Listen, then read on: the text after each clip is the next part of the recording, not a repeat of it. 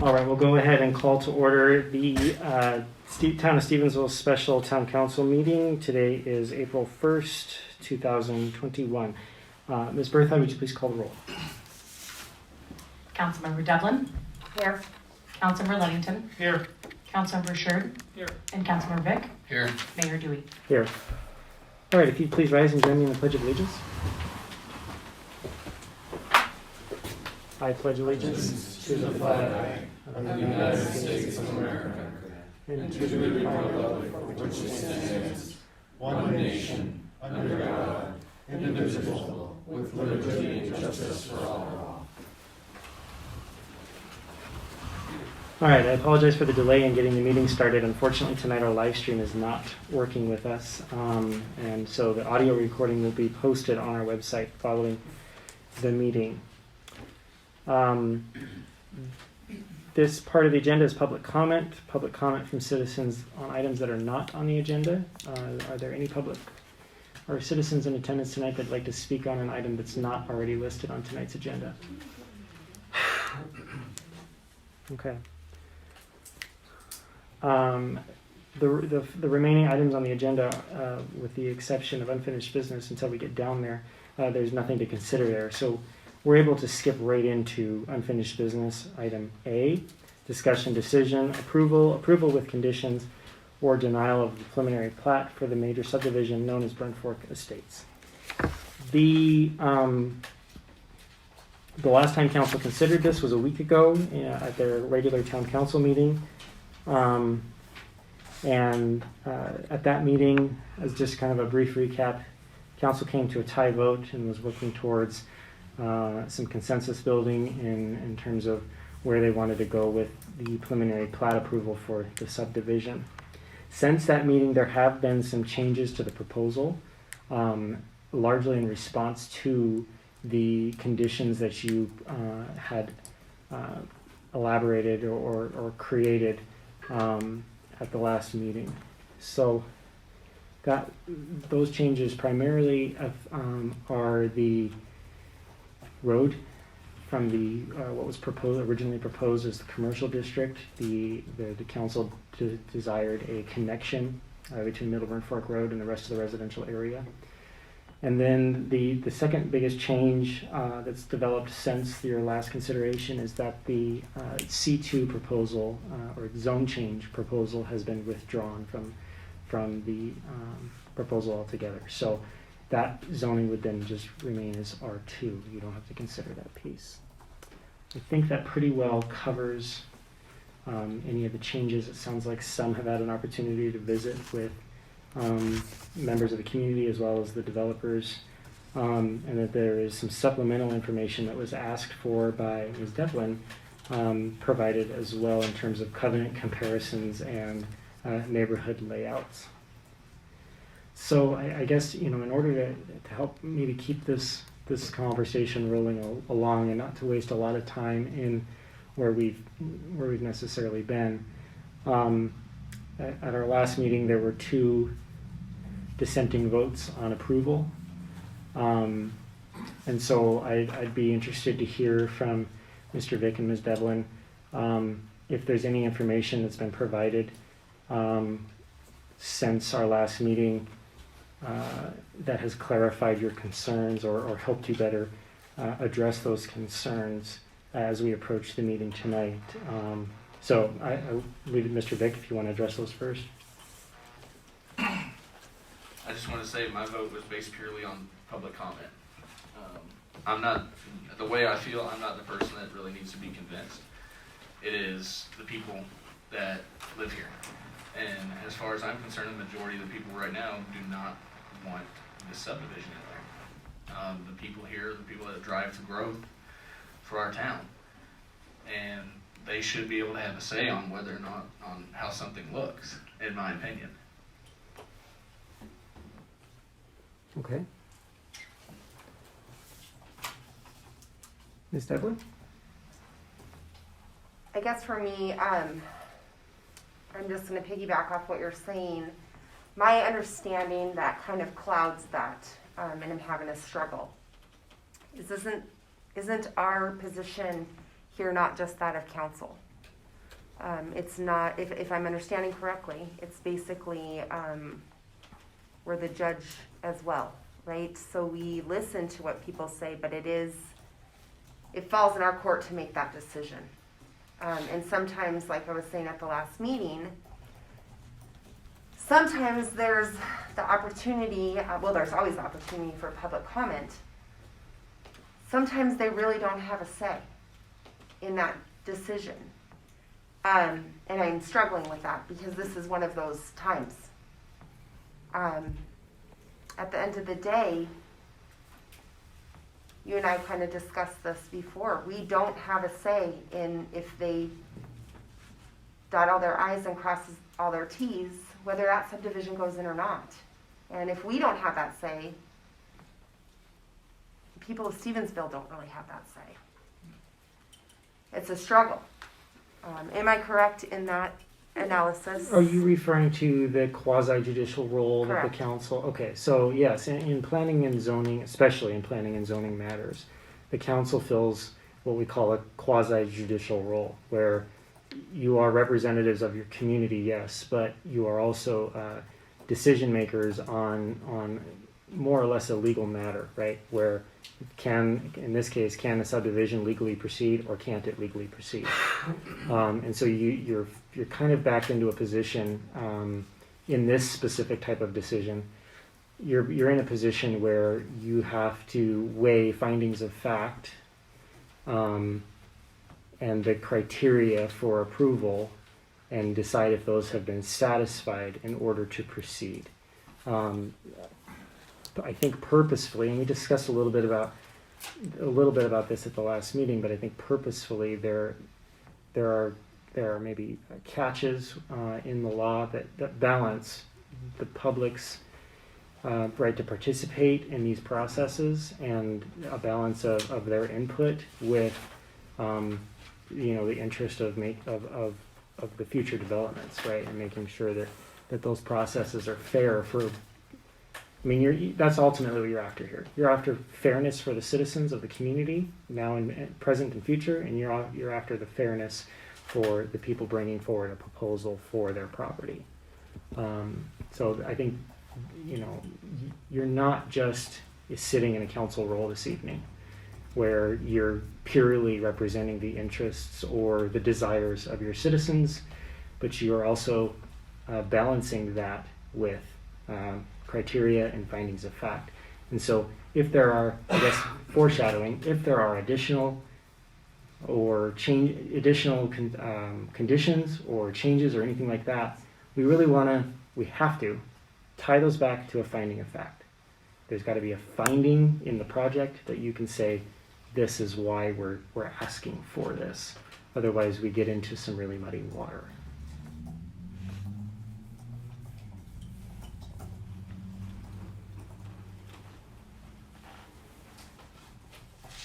Could I just make a request for delinquent in the group? When you speak, would you mind speaking into the microphone? Sure. Absolutely. A little bit more directly. Yes, sir. Thank you. I guess the only thing that I have to say, and the only finding of fact that I can think of right here and right now, is the fact that we are a government of the people, by the people, and for the people, and that their voice outweighs the voice of people that don't live here yet.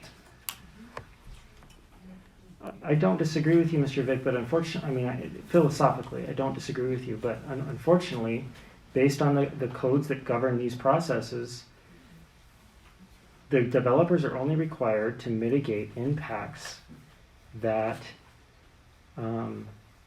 they've created by their subdivision. And if they're unwilling to mitigate those impacts, that is grounds, clear grounds, to say we don't want this proposal. But if they're going to be accommodating and they are going to mitigate those impacts, the statutes are pretty clear that allows the process to proceed. Okay, then let's somebody make a motion. We can do whatever.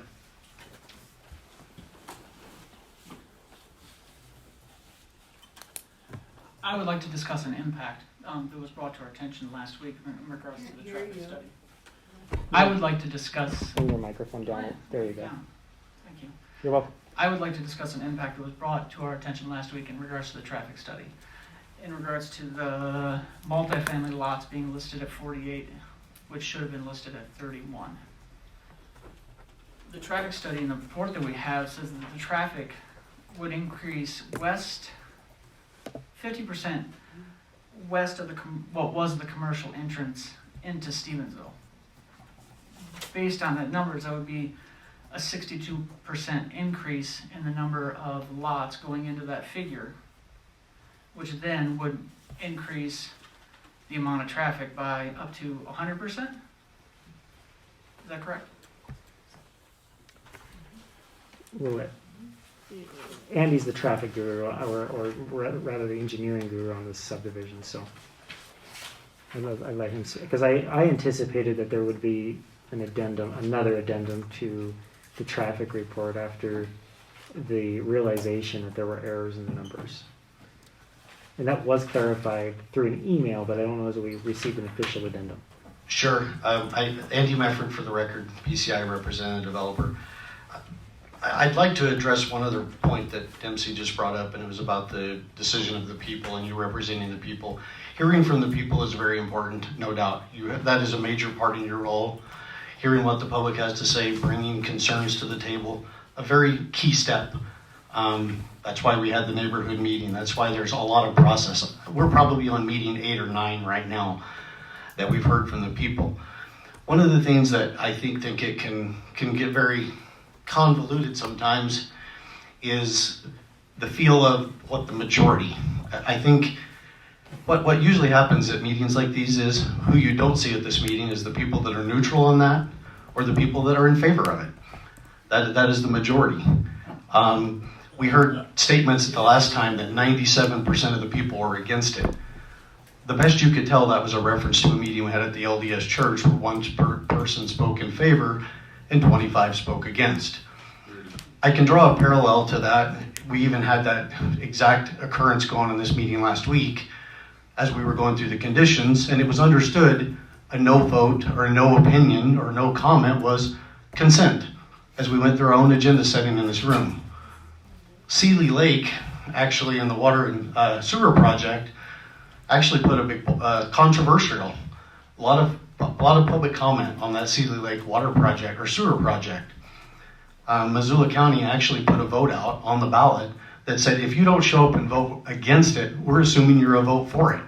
That project went very far down the road of just basically not showing up at the ballot box was a vote for it. So I guess I want to come back to drawing up another parallel I used today.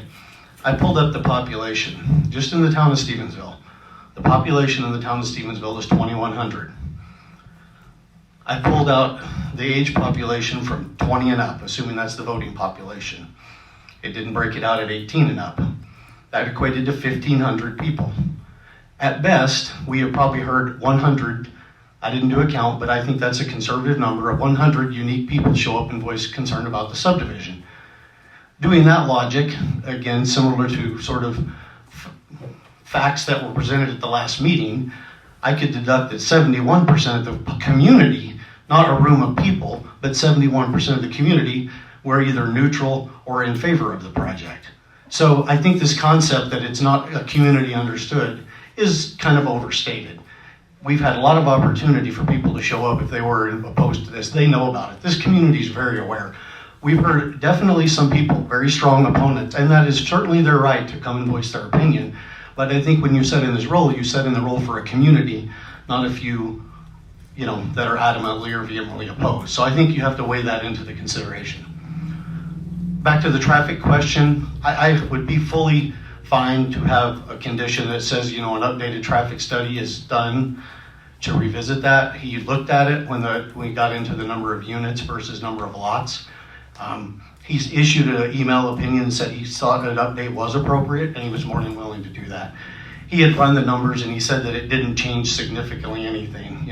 Fundamentally, the function class of intersections and other things didn't degrade. So, a condition such that says you submit an updated traffic study is, I think, well-deserved and result, if there's any kind of impacts that were solely related to this subdivision, I think, that would be an example where you mitigate an impact, where if we said, this causes the need for a left turn lane on Logan Lane because of that. It's, I think, a full well condition that ought to be imposed into the conditions of approval. So hopefully that answers that question.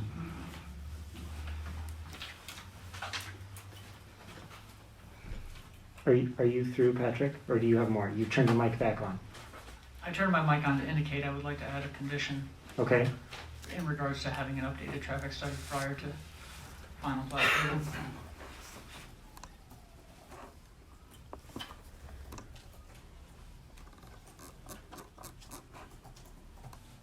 Are there any objections from the town council on that? Could we add that a new traffic study would be done per phase? That's whatever council's pleasure is. I think that would probably be considered automatic, that all the conditions are met for every single phase. As we go through phase 1 and phase 2, et cetera, that we look at all the conditions that are issued, and that all those conditions, every single one of those conditions are met every time they approach the town council to get approval of a final plan.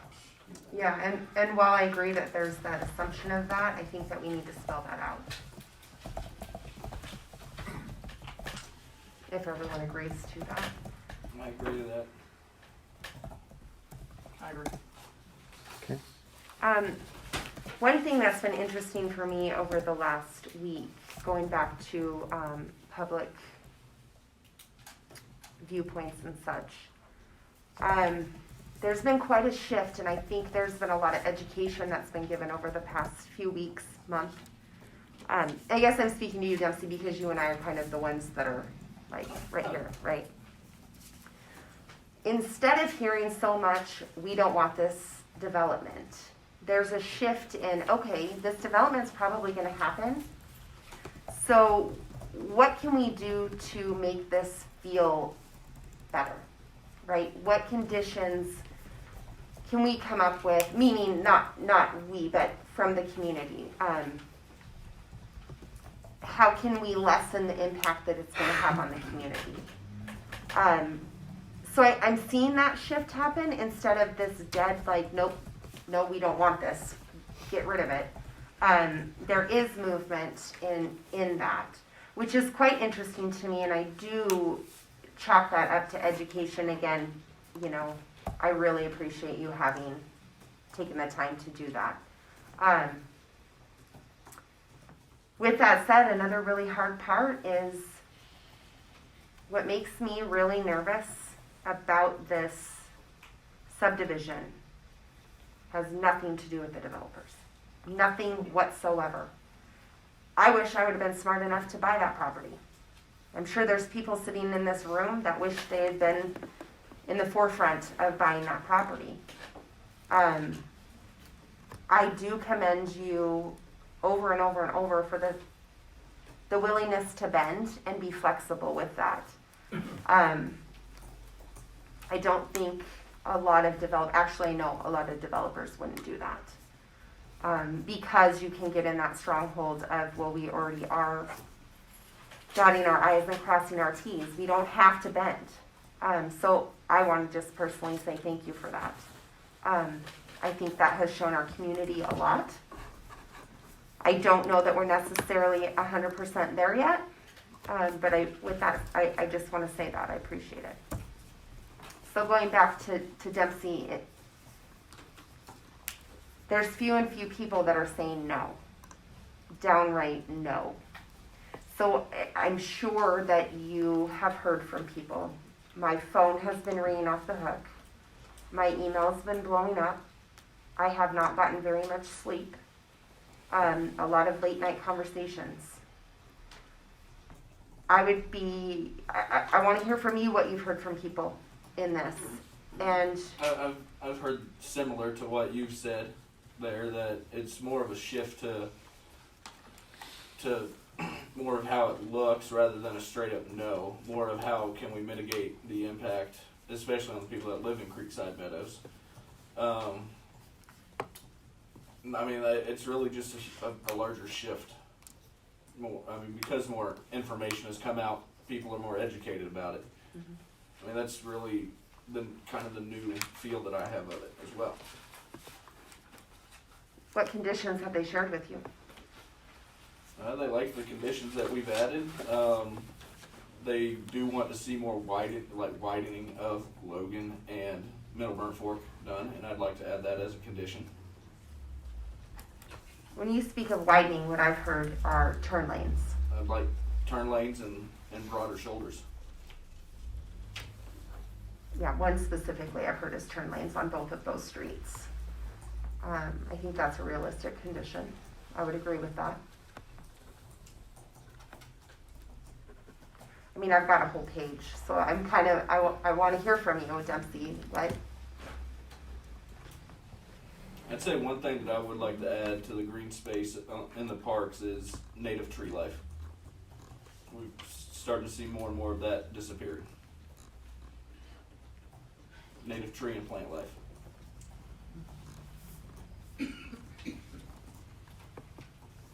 One thing I've heard about is more of a hardscape type landscaping in the covenants to help with water.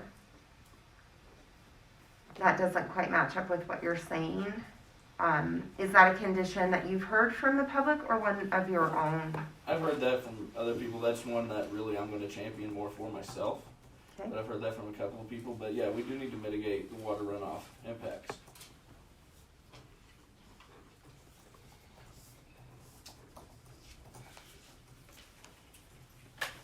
Anything else?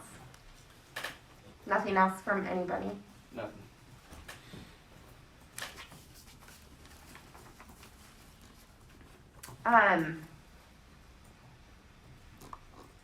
I'll kind of go through some that have been brought to my attention, ones that I feel that I could get behind through some.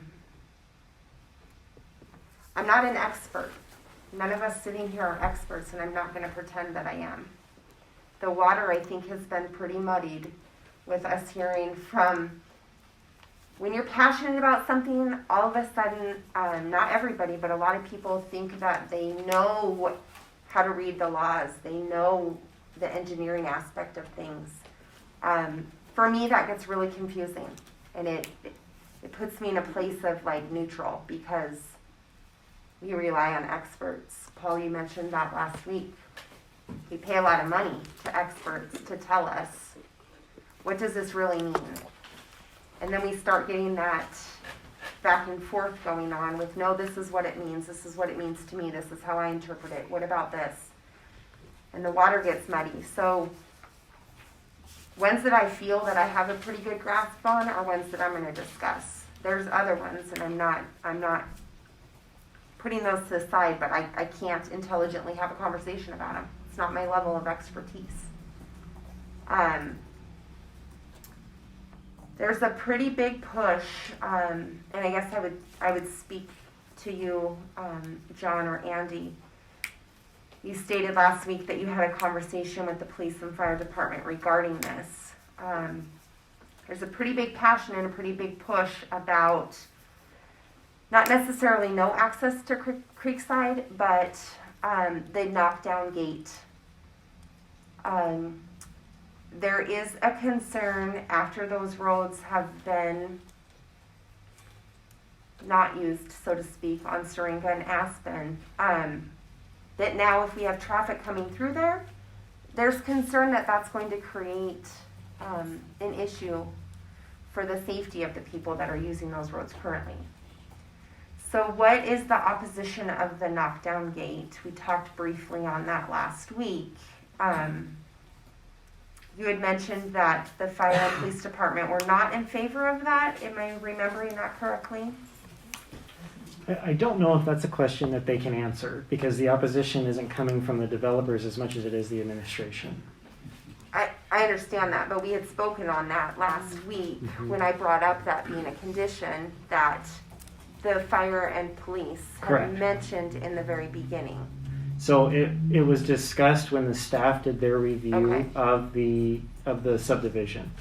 And it wasn't discussed as a proposal. It wasn't like we looked at a piece of paper and they said, do you want to leave these gates here or take them out? It was, what do you guys think about having gates here, here, and here? Not with, No, and it was with John, with Andy and John okay, in the room. We were all around the Okay. table, and they said, you know, we've heard, they had heard in their meetings with the Creekside residents that there was a desire to have gates there, and so they asked that question of us. Do you, how do you, as the staff, feel about having gates in these locations? And it was unanimous that that was not something we would support. From the police department to the fire department in terms of public safety, and in that vein, Public Works opposed it from a snow Okay. removal standpoint. so that was dismissed from the beginning. Correct. And those sentiments remain true today Mhm. regarding that proposal.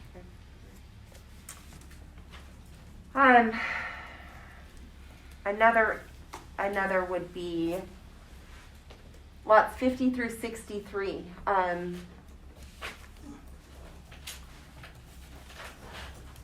In speaking of fears, again, we're speaking of the way this looks and how this is going to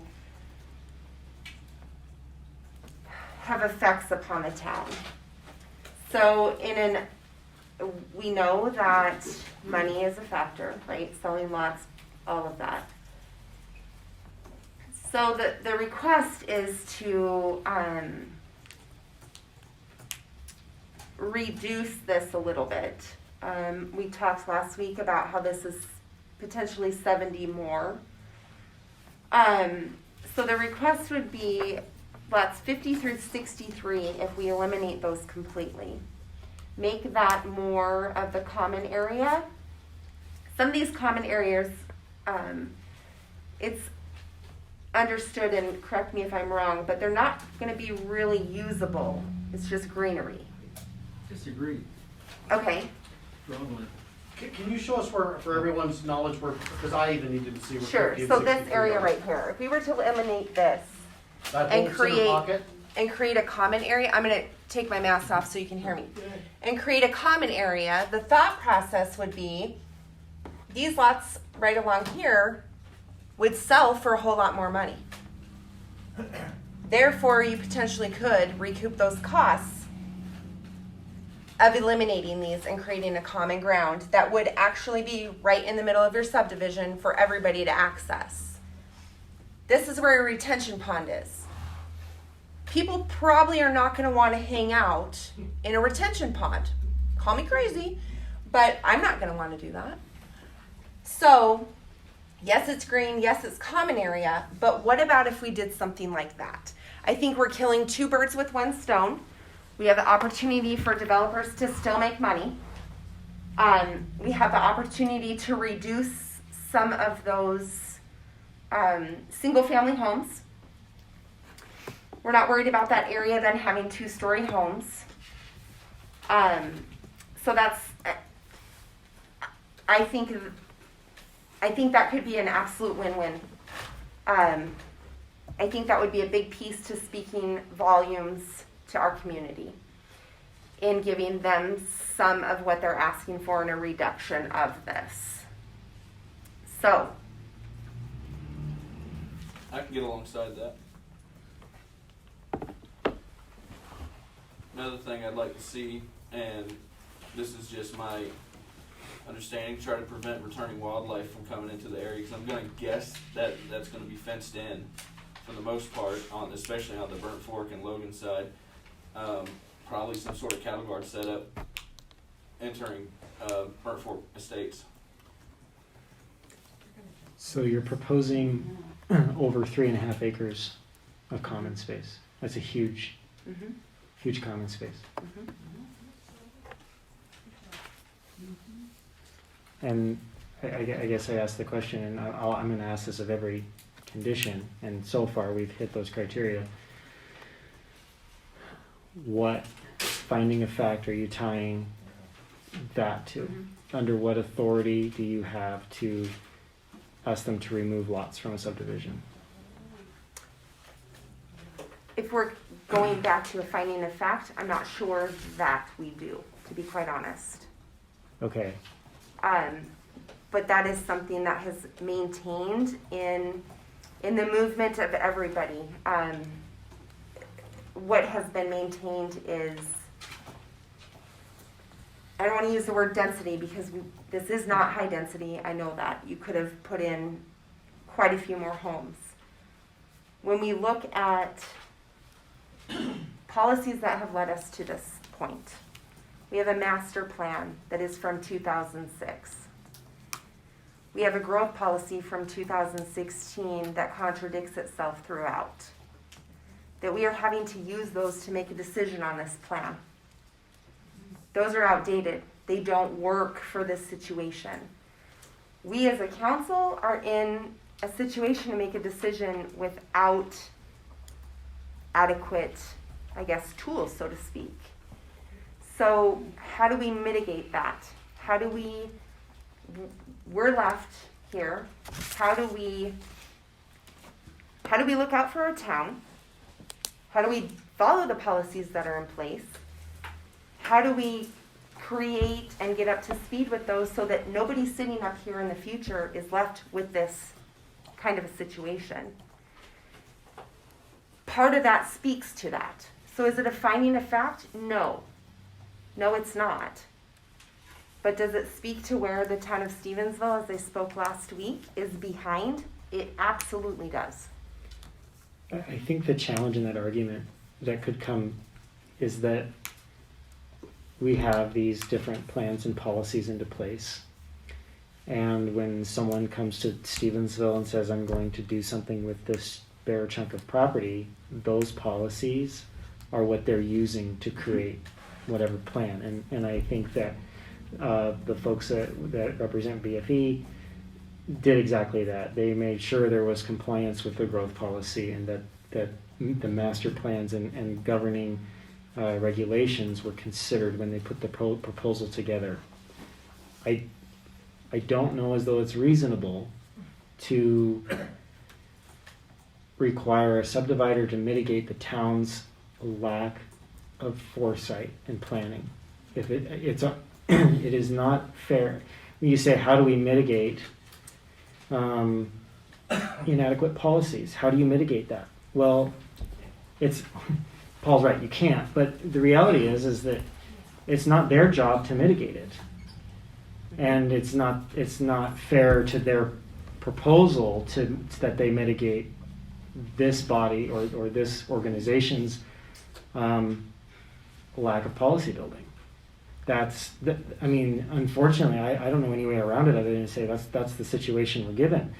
And I think maybe the solution is that you've done an incredible job in inserting public input in a fair way into this project. This project does look very different than the original proposal that came from the staff in a positive way. And you've done a lot of important work on behalf of the citizens in making accommodations in this proposal, and the developers have done a great job of working through that as well alongside you. I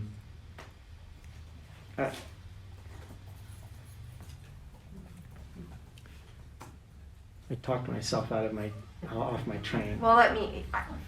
Remember the fog I told you about? Yes, it's back. Yes. Welcome. and going back to that, I stated in the beginning. Right. My issues are not the developer's issues. I understand that clearly, but we are in a situation. The we concern are in a situation. The current concern I have is that you're making your issues their issue. Please.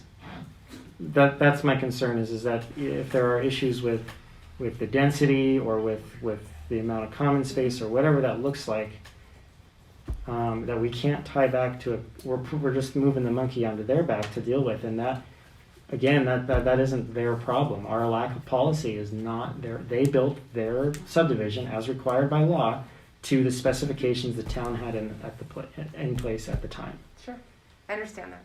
So I guess where I was going, I'm back on the train here, thank you, is that you've done all this work to incorporate the public's input into this proposal. The next step is to for lack of a better term, move on and fix the policies, you guys. And shift your attention. I mean, if we put the amount of time and money that we've spent on this proposal alone, just on this proposal, if we put that into policy reform for this community, we'd be light years ahead. It's a hard process. It's not a fun process. We'd much rather build playgrounds, but the reality is that it has to be done. And somebody, and it's been kicked down the road since 2002. Mr. Leding can probably attest, these conversations were probably very similar in terms of, oh, we don't have a policy for that, but we really wish we did right now. And they still didn't do it. I think this is the council that can change that. This is the council that can say, we shot ourselves in the foot once, but we're not shooting the other one off. We're gonna change this so that the next group of people who sit in our chairs, who consider a subdivision, it'll be easier for them. This is a process that's supposed to take place in 80 working days. And if it doesn't happen in those 80 working days, you're refunding fees to the developer at $50 a lot per month until the fee is back. And the harsh reality for our organization, you guys, is that we've already spent the fee and then like a lot more than that on this proposal in accommodating the plethora of public comment that has come through. And it's all worthwhile. Don't get me wrong. I'm not trying to put a dollar amount to what the worth of public comment is. It's all worthwhile. It's helped build the proposal we're looking at today. But our fees do not accommodate that at all. I mean, Janelle has 22 hours alone in just minutes from the planning board. Just that, plus these meetings. I mean, you can do the math at $20 an hour. These meetings themselves, $125 an hour. I mean, and in 20 days, we'll hit 365 days of having this subdivision on our desk. April 20th is when this was submitted. So I don't mean to like bring dark clouds and doom and gloom, but I'm afraid we're stuck on the hamster wheel of, well, we don't really like the problem, and we don't know how to deal with the problem, and so we're gonna overstep what the town can actually do in a subdivision review in order to maybe try to fix it. And I think that there's merit to that. My concern is we're gonna find ourselves in an uncomfortable.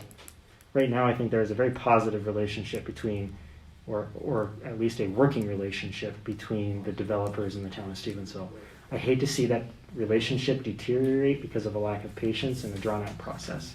That's my concern. If we could keep quiet in the galley, please, so that we can continue our work up here.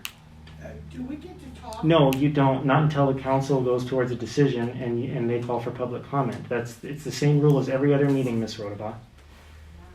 So, I guess in closing, I'm concerned we're going to go down a bumpy path where then we're going to get not only on an impasse from the council, but then there's going to be a hostile situation or relationship between the developers and the council, and this is going to deteriorate into a snowball of some kind that we're not going to be able to handle. That's largely a concern of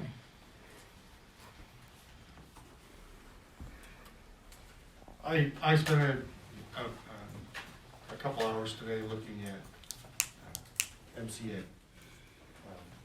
especially Title 76, which has to do with subdivision and subdivision review. And you'll see a lot in there of recent rules, for lack of a better term, that are meant to try to even the playing field. And one of those, as the mayor had mentioned, is a timeline.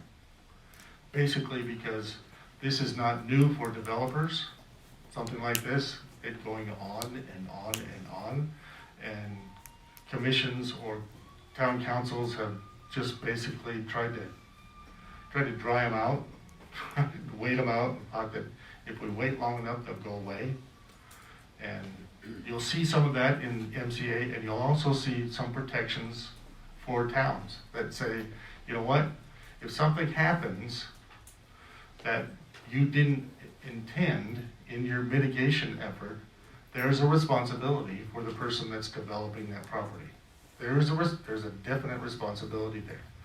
But we have to understand as a community and as a town that we cannot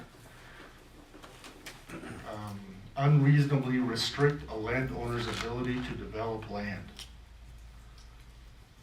Okay, so will reducing the density unreasonably restrict him in ability? Well, I don't know.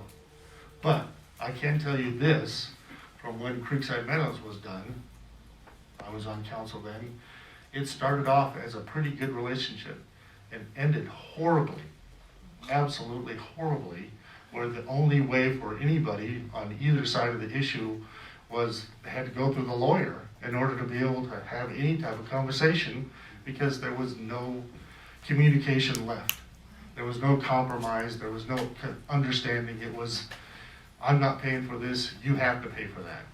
That's where it deteriorated to, which is why it took a while for some of the issues that the Creekside Meadows Phase 1 people had. We couldn't get them fixed because we were waiting on lawyers.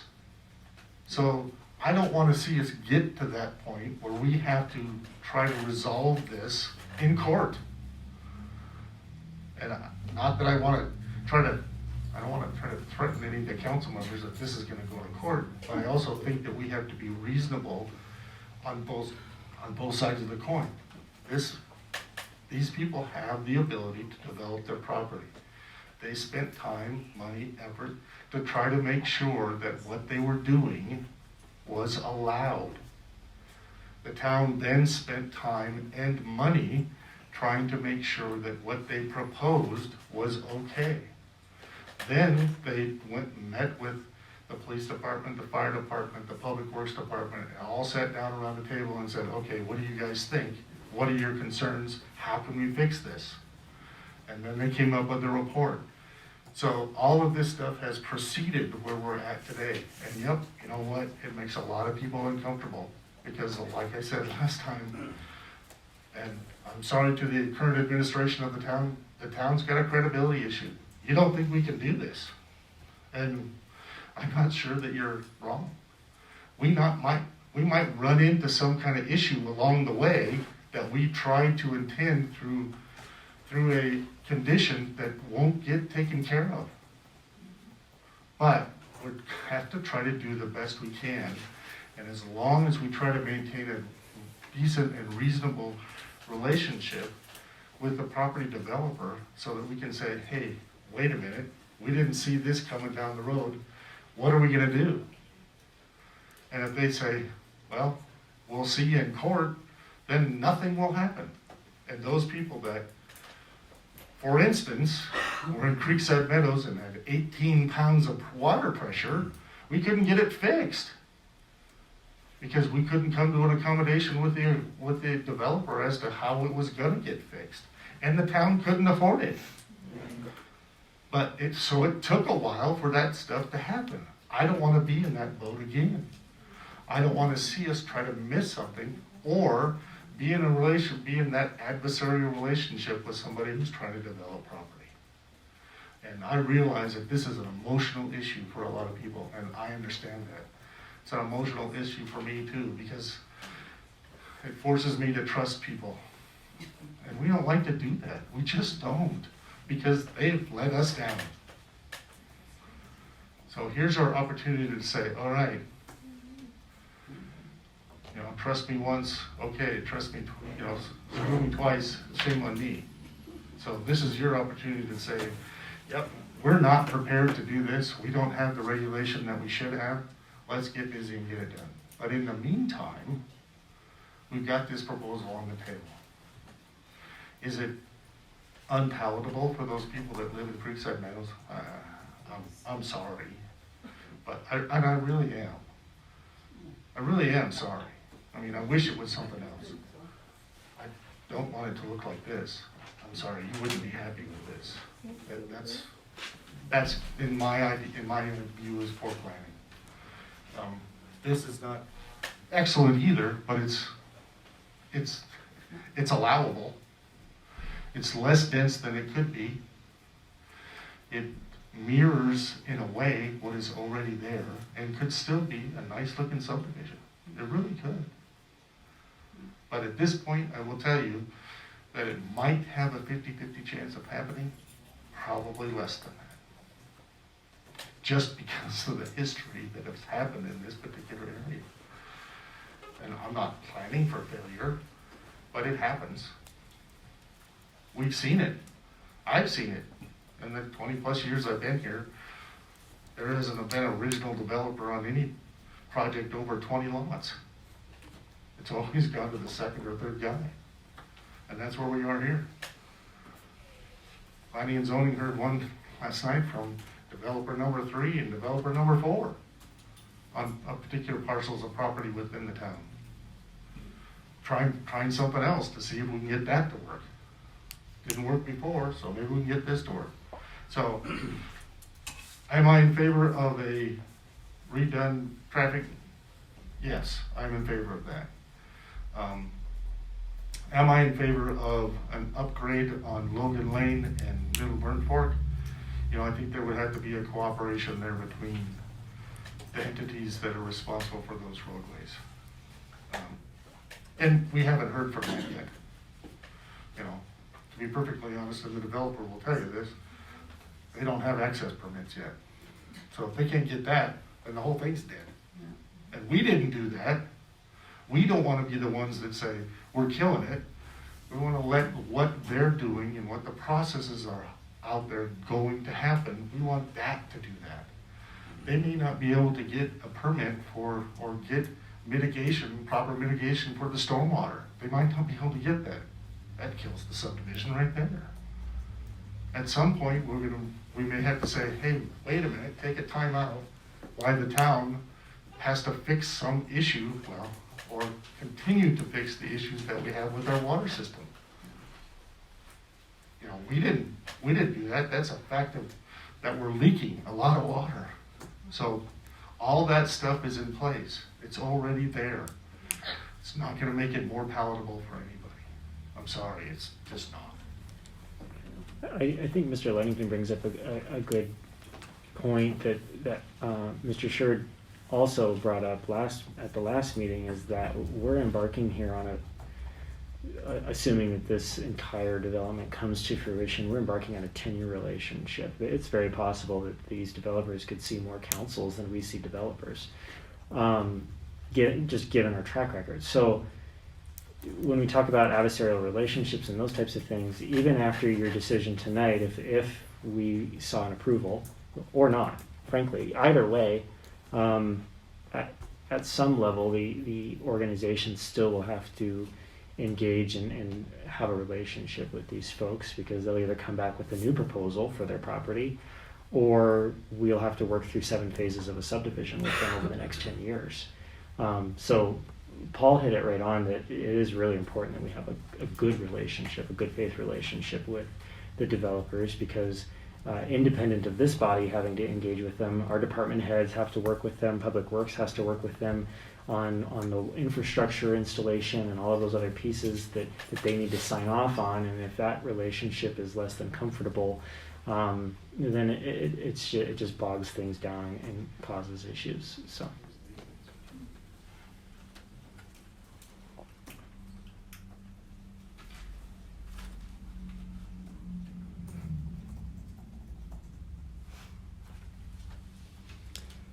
One thing I'll offer, I did go ahead and put in language that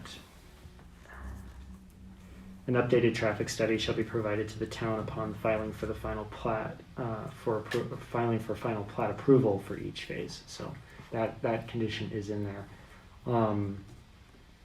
In terms of the Logan Lane improvements, I think Paul's right in that those will certainly be addressed when they file for permits with the jurisdiction of that roadway. You have, to a degree, addressed improvements on Logan Lane. In your condition number 9, the property owners are required to waive their right to a special improvement district related to any future improvements to Middle Burnt Fork Road and Logan Lane along the subdivision frontage or areas of benefit as required to bring those roads into compliance with the standards. So what you've done there is you've said that you foresee, and it could be tied back to a finding in one of the the several traffic studies that you will see over the next final plat approvals, right? You may trigger that, okay, it's time that something happens with these roadways and that improvements are made. Those improvements will be made to whatever standard is in place on those roads at the time, meaning that if Valley County still has those roadways, it'll be built to a county standard, and that may or may not include a turn lane. But I think that the county commission has to address that with their road department. And then you're not forcing the existing taxpayers of this community to foot that bill. Because they waived their right to protest, you're taxing the people who use it in that subdivision, who created the problem, so to speak. Not to say that there isn't already a problem today, but those people in Burn Fork Estates will see if that is the case, they will see an increase in their taxes to pay for the road they use off-site. So you've made that assurance already, and it may happen in phase 1, it may happen in phase 4 or phase 7. It's completely up to the governing body when they file for the final plat. And that's a big distinguishment. We're still in preliminary plat phase, and like I said, we have a long road ahead just to get, and Paul indicated that too, just to get to final plat. I would also consider, would like the council to consider adding a sentence to condition number 1.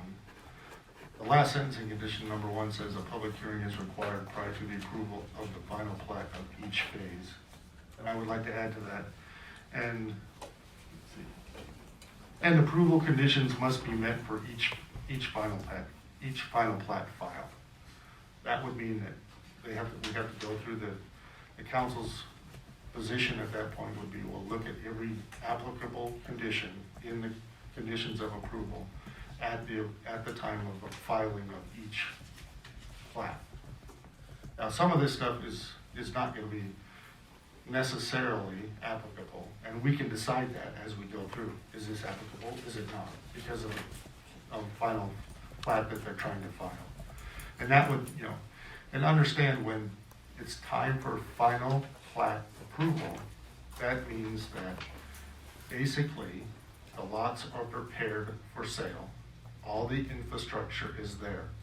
The road is there to the satisfaction of public works, the sidewalks, the infrastructure for wastewater and water and public utilities such as gas or telephone and cable, if that's what they want, are available to each lot. That must be complete and signed off by town council and public works and the police department and the fire department before they can approve the final plat. If the public works department comes and says, hey, we were there today, they poured sidewalk next to lot such and such, and it's got a big heave in it. So we would have to say, okay, approval of final plat for this phase is conditioned on you fixing that, or fixing this, or fixing this issue that we still have. So that means that nobody buys anything until that final plat is filed with the county. And that final plat cannot be filed with the county until a public hearing has been held by us, where we hear the people out here say, hey, I walked out there and this is what I saw. Hey, I walked out there and there are huge piles of dirt in the middle of such and such street, or that sidewalk is covered up, where we would be able to say, hey, you gotta fix that before we can approve this. Or there's standing water in my backyard, and they haven't built a house yet. The street is in, the sidewalks are there, and it rained last night, and now there's a big puddle in front of my house that wasn't there last time it rained. So you have to address that. And I'm, for one, I'm going to be standing up here and say, yep, we have to address that, because there was a change because of something that happened with this subdivision that caused you to now have water someplace that you didn't have before. And we'll have to address that. We don't have a choice, because it wasn't caused by you, the current property owner, house owner. It was caused by something new. So, a sentence that says the conditions herein shall be satisfied at the time of final plat approval. So is there any objections from council to that sentence at the end of condition number 1? No. Okay. What else?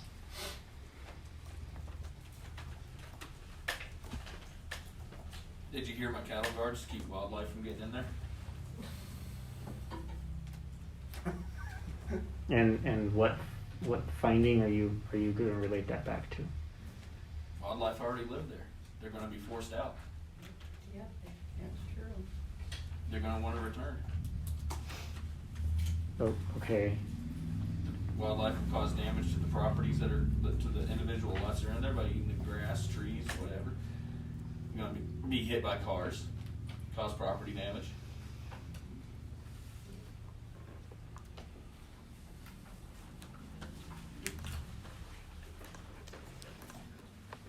And it'll also help out with speed mitigation.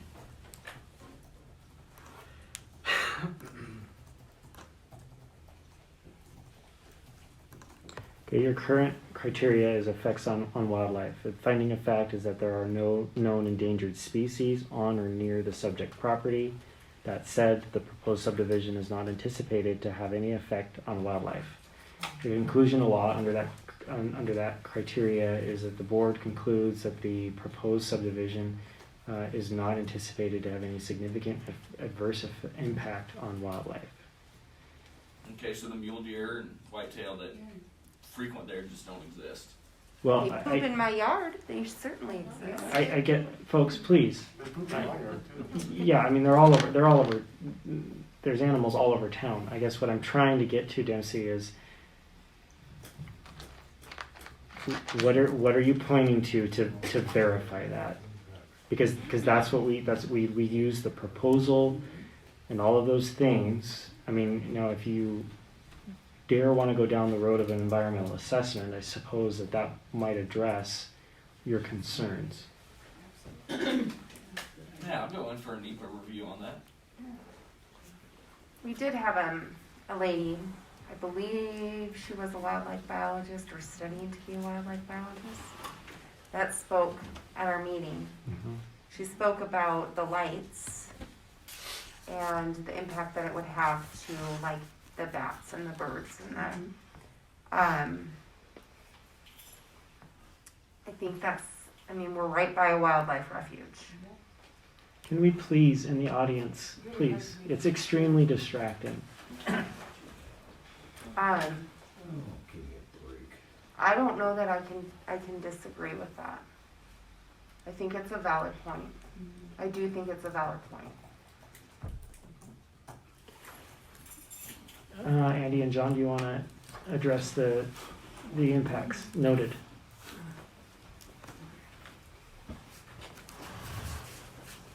Are we talking about cattle guard?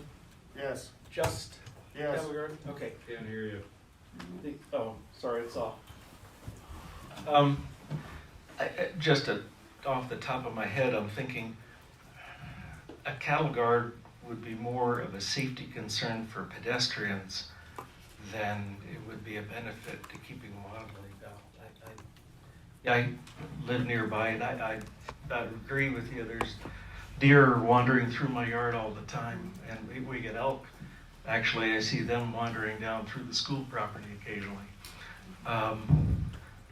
I guess I understand it's important to try to not encourage them to enter the subdivision, but I guess I fear that putting in a cattle guard, I mean, I've tiptoed across those quite a number of times, gone hunting, and it's kind of a scary experience.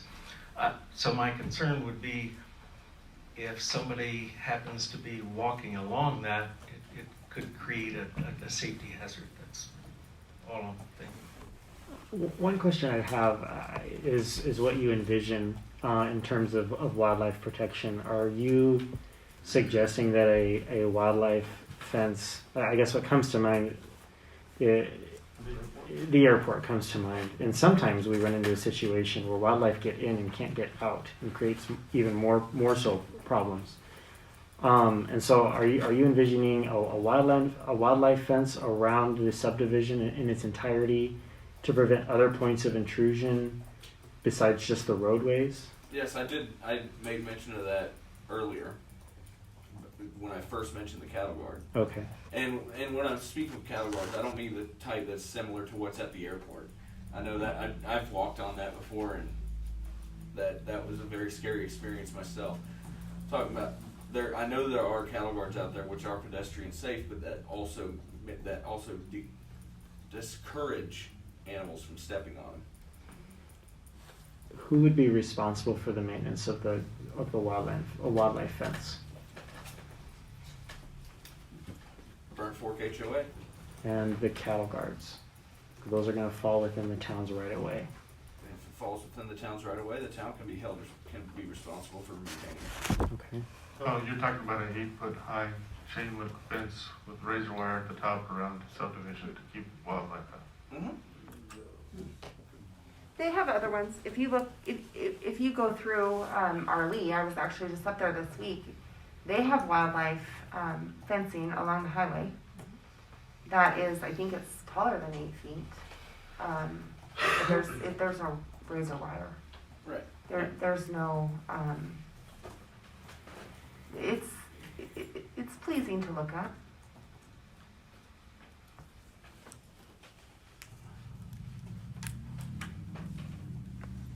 How would the council like to? I would actually be 100% opposed to having razor wire No, anywhere around the I subdivision. don't want razor wire. I would restate my fencing to be aesthetically pleasing wildlife protection barrier.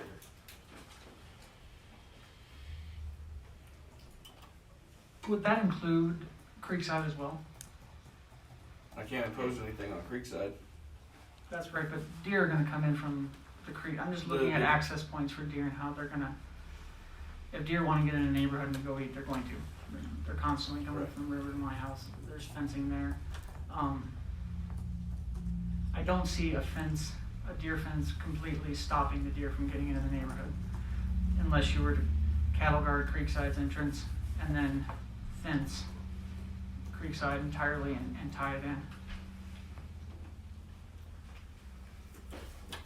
It's not going to be able to completely deter them, but it would discourage them from re-entering the property. And why don't we want them in the neighborhood? Hit your car, crapping in your yard. Eating vegetation. Things that deer do, that elk do. I can be bitten by a dog. I guess I'm trying to wrap my head around why we're having a conversation about fencing off an entire subdivision when we've never asked for any other subdivision to be fenced off, and they have equal impacts on wildlife. When another council sits here to decide on another subdivision, they can choose whether or not to put a fence there. Right. I guess the reason I'm asking some of these questions is it sounds like Jamie's clearly on board, but I'm watching Paul and Patrick, and I'm not tracking that there's consensus that this is the move. I'm wondering if there's intent to help mitigate some of that potential problems. I mean, right now, in Creekside, we have deer, we have raccoons, we have skunk, we have voles. I mean, they're there. There's no getting around that they're there. But if I'm understanding you correctly, it would be an attempt to mitigate some of the wildlife behavior. Correct. We're not talking about a subdivision that is the size of Creekside. We're talking about 57 acres of farmland that has a lot of species on it that come through. Is that my understanding? Yes, Am I correct? you're, Okay. you're 100% correct there, and it's not my intent to make it look like Creekside Meadows is sitting right next to Deer Lodge either. It's just that, I mean, the deer is still going to get in there. But the fact of the matter is if we can deter them, we can reduce the amount that's there, which mitigates the impacts of them destroying people's property. Dempsey, could we go at that with covenants of, I mean, in Creekside right now, along like Logan, it's 6-foot privacy fence. Could we do that with the covenants along those Logan and Burnt Fork? Yes, Would you feel comfortable with that? I would. So maybe we tie that into the covenants Could, of not a wildlife fence, would, but a, would a condition asking the developers to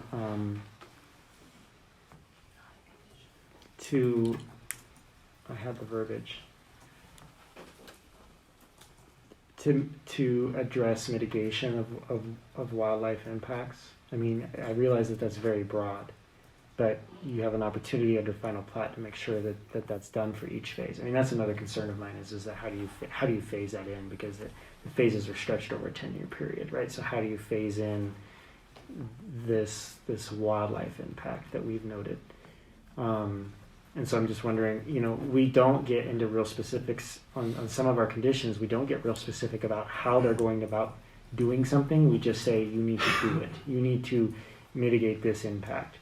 And make sure that it's done before you file for final plat. Is this one of those areas where we could condition that the developers address and mitigate the identified impacts to wildlife prior to filing for the final plat of each phase? Andy? I'd like to maybe try to provide some guidance on this and help, and maybe kind of put some bounds in this. One of the things I'm thinking I'm hearing Dempsey saying is actually justification of a condition that's actually exactly the opposite of what we're supposed to be gauging subdivisions for. I hear Dempsey saying we're trying to fence the deer out or mitigate impacts to the cars, to the people, to the petunias, and that's exactly opposite of what the subdivision criteria is set to engage. It's supposed to be showing, is our subdivision creating negative impact to the wildlife? One of the things I could suggest, and it's very common in residential and urban subdivisions, is adoption, and we would be happy to invoke into the covenants, living with wildlife covenants. There are very specific covenants developed by Montana Fish, Wildlife, and Parks that get into these exact issues. Bird feeders, barbecue grills. Fencing is a very sensitive one, actually. FWP hates the 6-foot fence, I believe. It creates entanglement issues. So they have very specific criteria when you put up fencing to try to not cause damage, because they're protecting the wildlife, not the petunias. And so I think maybe some kind of a way to incorporate a living with wildlife covenant that is very common language that we see in a lot of covenants might be a way to address that and help mitigate the effects on impact to wildlife. So just something to consider. I can get along with that. Try to deter impacts of wildlife by reducing the human element of putting out bird feeders, barbecue grills, things like that, leaving them out, the wildlife section of the covenant. So a condition stating that the covenant shall include living with wildlife guidelines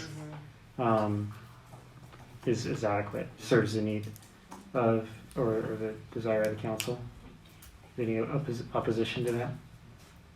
Okay. So I have to agree with you. I don't like the fence either.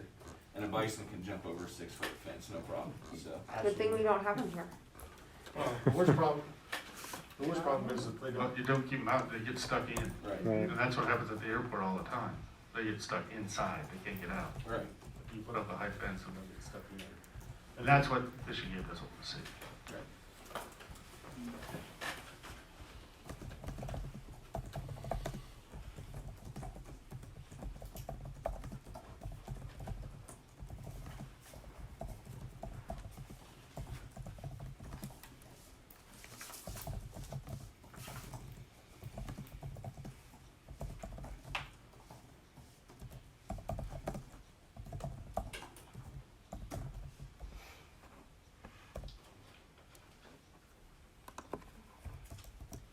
Okay.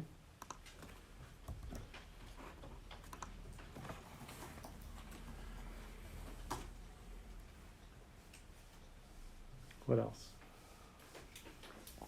Can you talk about, now that the Middle Burnt Fork Road access has been addressed? Can we talk about, connecting to the bike and walking trail? It's my understanding that that was requested by the road administrator back in September.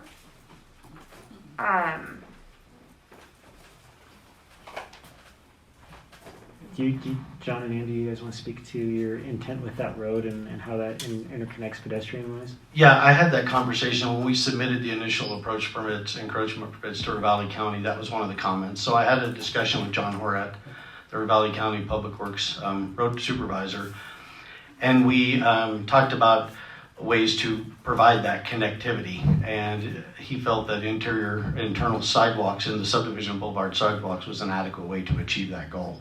He had mentioned a access on or walking path on Logan, but due to the numerous challenges of width, grade, speed, separation of the pedestrians from those kind of facilities, that he thought it would be reasonable to think that internal subdivision walkways and boulevard sidewalks would be an adequate way to provide that north to south connection.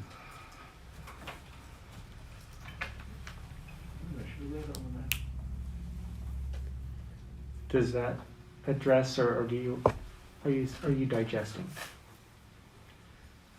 Oh, I'm digesting. I can see the wheels turning.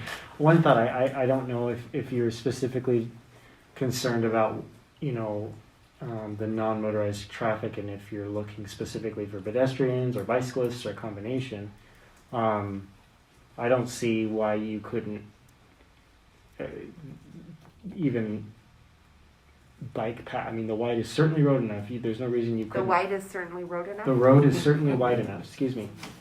And I don't see why a bike lane couldn't be painted.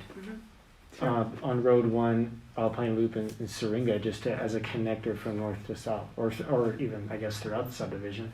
You might impact parking a little bit, depending on total widths of lanes and stuff, but that might be something you consider working with the developer on. Yeah, I think it would be nice to have some designation.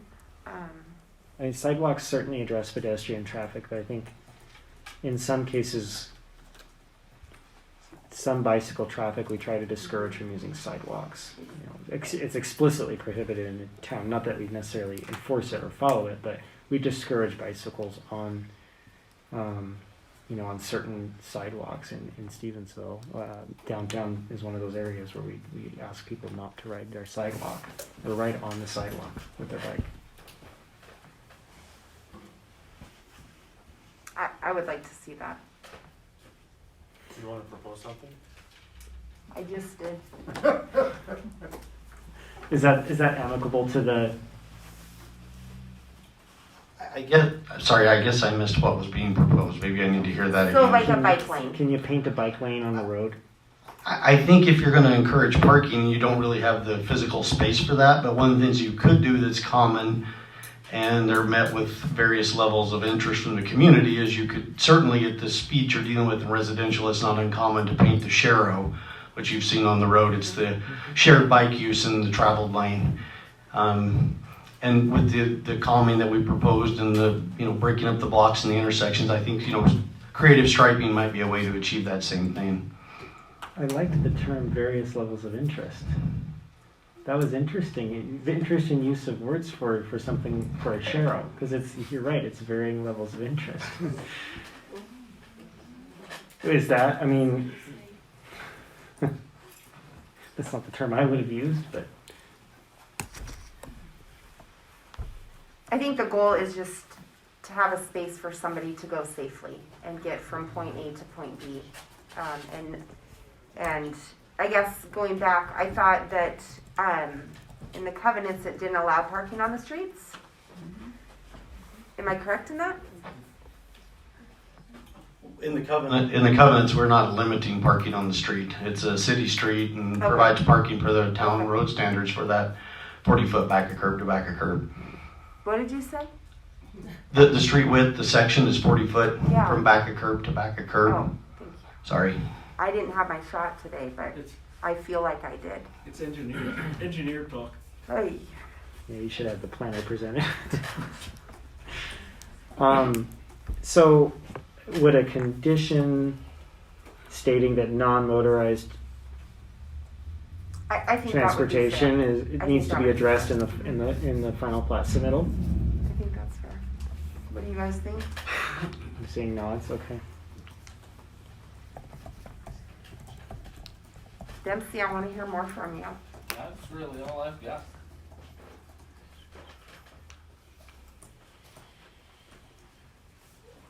Can we talk about bonds? What kind? Security bonds. We spoke last week, and I guess this is kind of it. There's varying understanding of this. I did make a phone call, and I'm even more confused than where I started. Yeah, that was almost a poor choice. So when we speak about a bond, 125%, putting in all the streets and the sidewalks and such up front, there's pros and cons to that.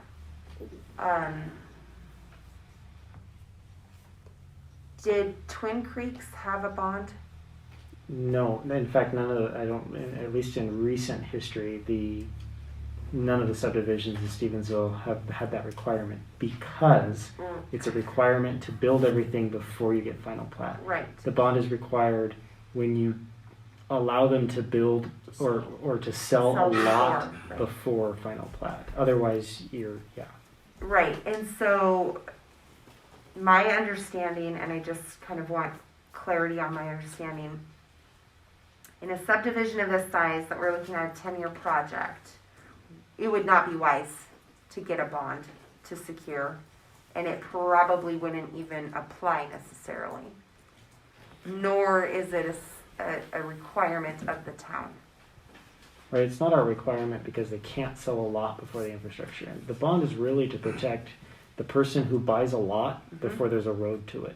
Right, so if they were to pre-sell, Right, they would Before- need a bond. That would be advantageous, but Right. it would not be advantageous that's, to do so if they're doing it the way we're required. that is what I understood. Okay, that's what I understood. Okay, let's talk about traffic and school mitigation amounts. This is kind of a hot one. Meaning we really don't have that number and we really don't know how to get that number, correct?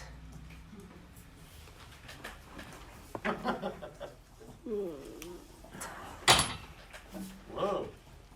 What have you done? That's our new one. It matches our chairs. I think I won't touch it. Yeah, it's not gonna go anywhere, it's wide, the rings on yeah, you just It's a teeter it. Just totter. allow a little leeway.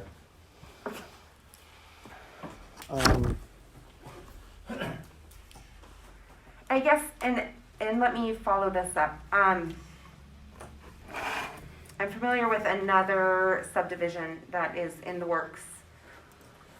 Granted, it's in the county, but they're requiring $1,000 per lot to go towards the school. They are also requiring, I'm going to get this number wrong now. It was 200 for fire. There was one more. And those seem to be pretty set amounts up front. And then we get to this and we don't know how to come up with a mitigation amount. So I would just like some clarification on that. you spoke to this last I am meeting. unaware Brenda. of the school requiring $1,000. The school did not, and this is in Florence. Oh. It was a requirement by the county. And I haven't heard of of the county requiring that either.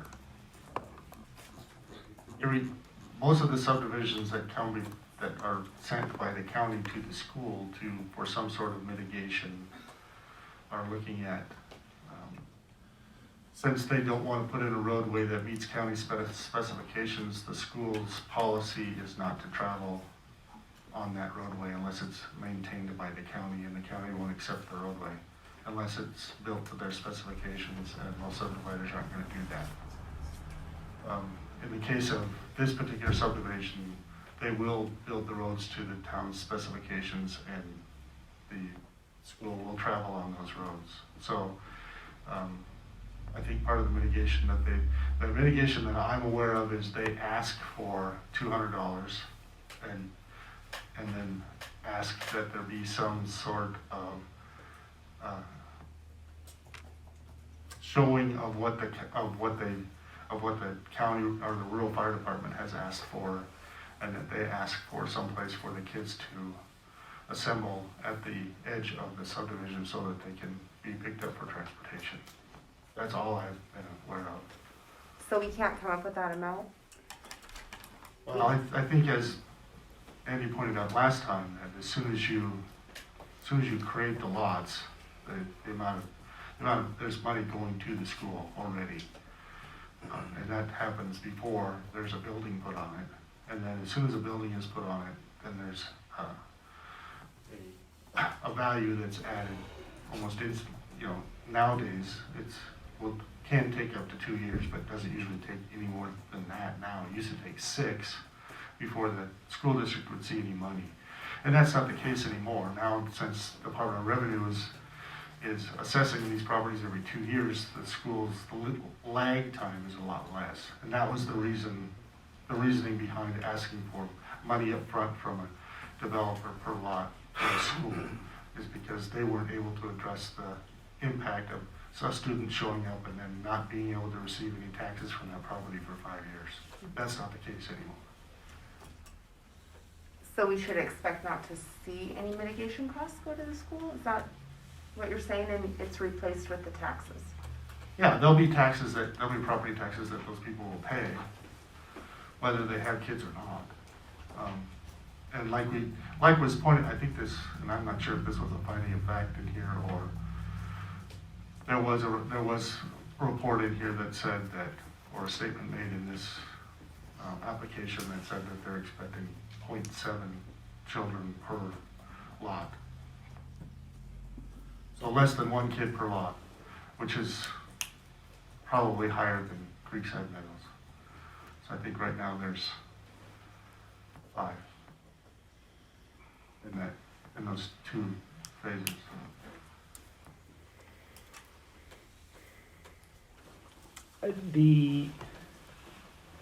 I understand your hesitation, Jamie, in terms of the traffic impacts.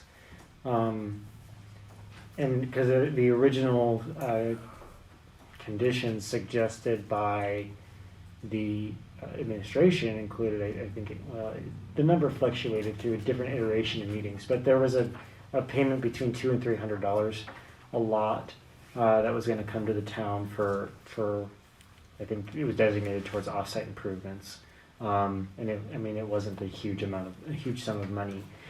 That was removed, and instead we went with the condition that when they pull encroachment permits, knowing that initially those encroachment permits would come from the county, that the county has a process to collect for that.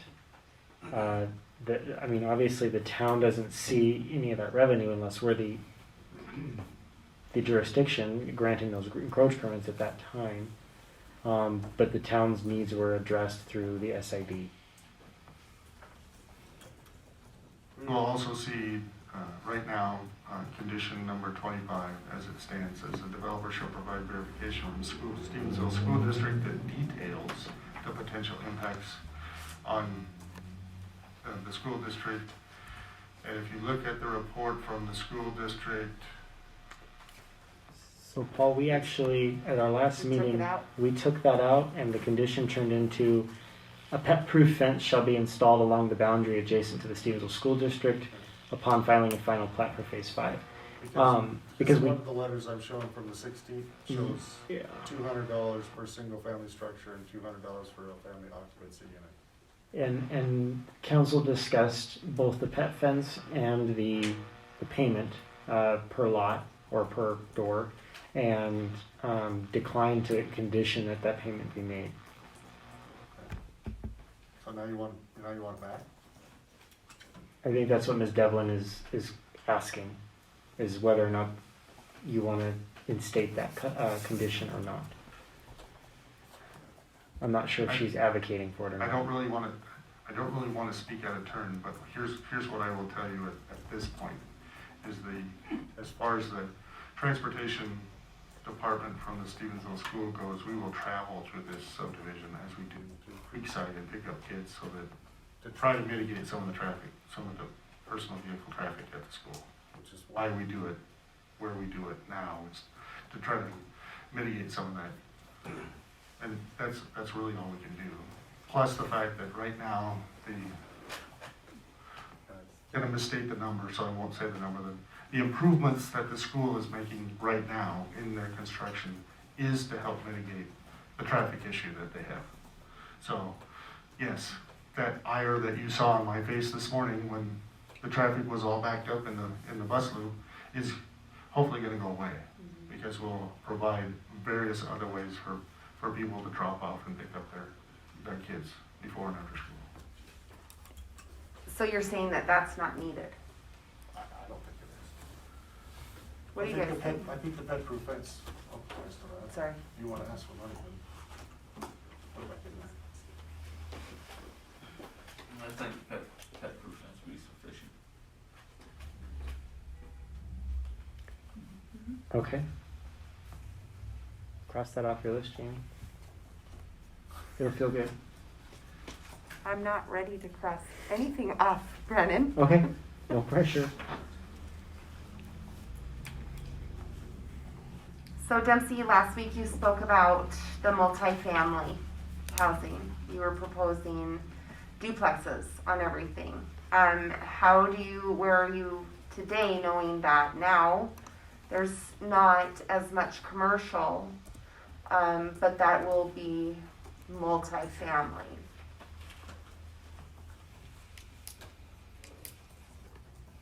I'm still gonna stick on my guns to the area that's outside of what was originally proposed as C2. This part? No, the area outside of that. Mhm, The okay. the area that was not in question as far as being C2. Right. As far as that other area, I want to put a limit. I would like to see a limit of a fourplex on each lot. I'm kind of, I'm happy to hear you say that. Last week it was 2 duplexes. My understanding is that with the parking, there's not really gonna be an opportunity for anything bigger than that already. Am I understanding that correctly? Yeah, so I mean, taking into consideration the dimensional requirements of a lot, and what our city code already states, how far you have to be from the lot lines, the amount of you're in an R2, you're limited to covering only 40% of the lot with structures. There are parking requirements. The municipal code really self-restricts development based on your lot size. So just because there's a box on a map doesn't mean you can just fill it with a building, with the exception of C1 zones. But in an R2 zone, you have to meet the same setbacks and R1 has to meet. And then when you get into multifamily, residential-wise, there are parking requirements, off-site or off-street parking requirements. So they cannot rely on the street for parking. They have to be able to, as an example, just off the cuff, I think one of the residential parking requirements is a space and a half per bedroom. So you're talking a 2-bedroom apartment is going to need 3 spaces. Two-bedroom apartment. And those are roughly 9 by 10-ish. And so when you look at square footage wise and what kind of parking is required for just a building of 4 apartments with 2 bedrooms each in it, it's a lot of parking. Are we talking 12 spaces? Yeah. And so, and maps are somewhat deceptive, but that's all reviewed when they pull a permit. And if they can't fit it, they can't get the permit.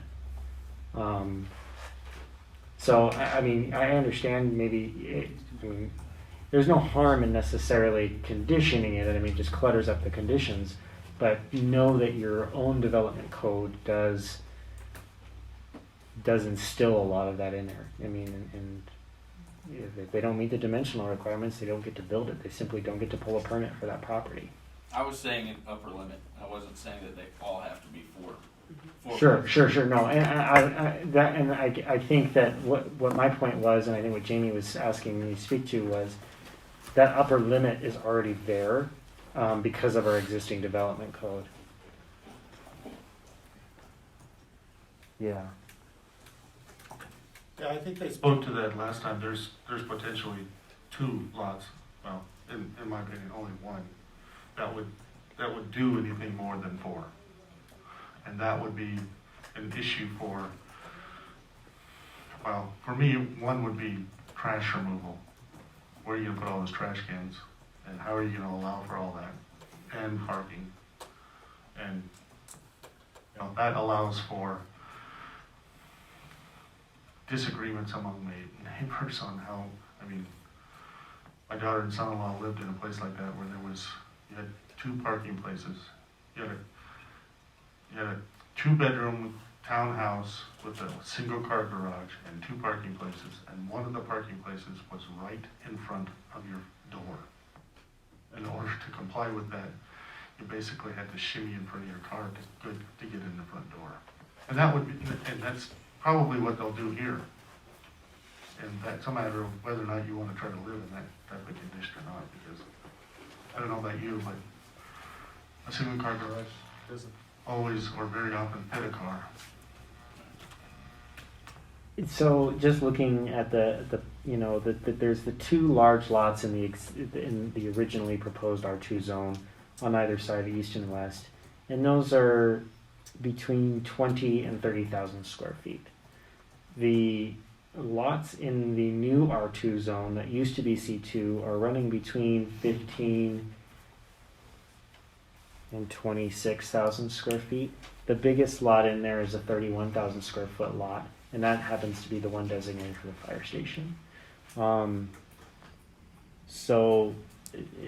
Those lots really aren't going to be, they are not bigger than the 2 lots that were originally suggested that, and I think it was more of an estimate and a projection that you might conceivably get up to a 10-plex on that 30,000 square foot lot, up to, but they didn't put a footprint on the ground and actually calculate the parking requirements. So I think your 4-plex restriction is already instilled on those properties. If it's already instilled in our zoning code, then I'm satisfied. Okay. Yeah. No. As someone who reviews the plans for zoning and I kind of have an idea of square footage wise, if a 4-plex comes up, and they rarely do, but when a building comes up, that's about the biggest footprint you're gonna, or the smallest footprint you're gonna put it on. So. Can we talk about 2-story homes? So last week I was having a little bit of heartburn over this, and when I went home, I reviewed our meeting and chewed on it. These lots are going to have to be built up, right? So when we talk about 30 feet,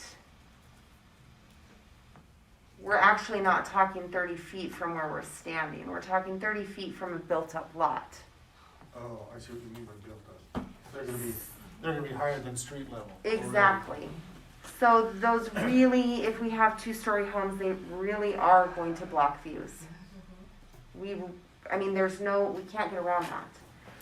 part of the pleasure of this whole area is you really have views all the way around. I would like to see it conform with what we've got going on in Creekside and to be quite honest, I would even argue having them along Logan Lane, because it does block a view.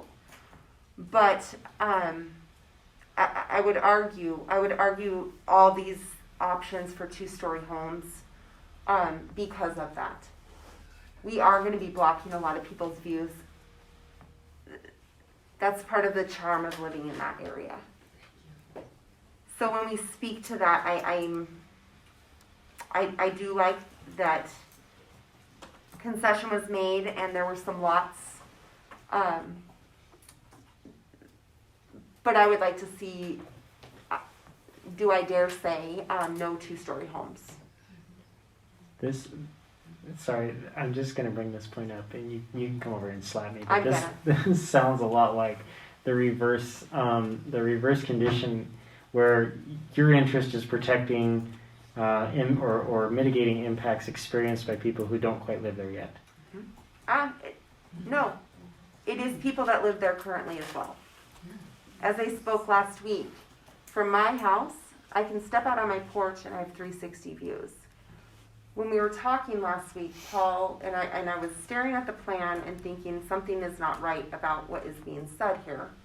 We talked about looking at it two-dimensionally, and then when the 30 feet was brought up, it made sense to me at that moment, but it didn't sit well with me. When I go back and think about that, they're built up. We're not talking 30 feet. We are talking about obstructing views of homes that are currently there. How does the council want to address it? I'll side with Jamie on that.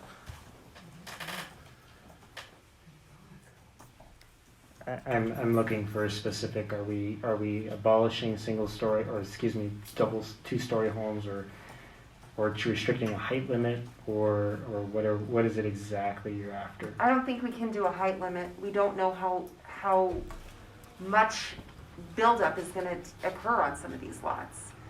So, well, the height limit, I think we can do a maximum 30, but I don't know that that is as big of an issue as where or if we're going to have two-story homes. That's my concern. And so, I guess the other clarification I need is: are you looking at two-story homes, disallowing two-story homes throughout the subdivision, or are you only looking at pockets? I'm opening this up for discussion. Okay, With my and that's what I'm concern. seeking from the council. Yes. Are you just referring to R1? Obviously, the single-family homes. Mhm. So, single-story homes in the R1 zone only. 2 stories would be allowed in R2. Mhm. Are there any two-stories homes out there now? In Creekside? She lives in one. There's only 3, Yeah, because the only and they're all place in that Logan. They're all on the They're on the on far Logan. east the HOA side. covenant says two-story homes On only Logan. on Logan. Yes. But also down on the southwest corner of Creekside, anticipated two-story homes also, when Creekside was proposed. The pod down on the southwest corner there, Well, if we want to compare, we can go there. and all the rest in Creekside were story and a half, according to, they allowed lofts. Oh.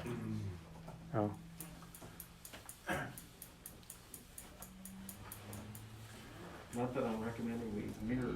I was hearing that.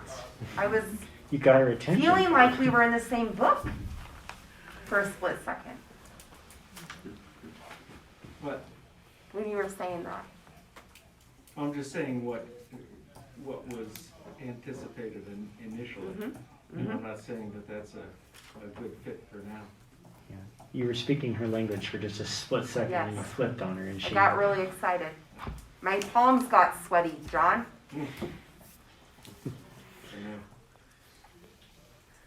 So what are your guys' thoughts?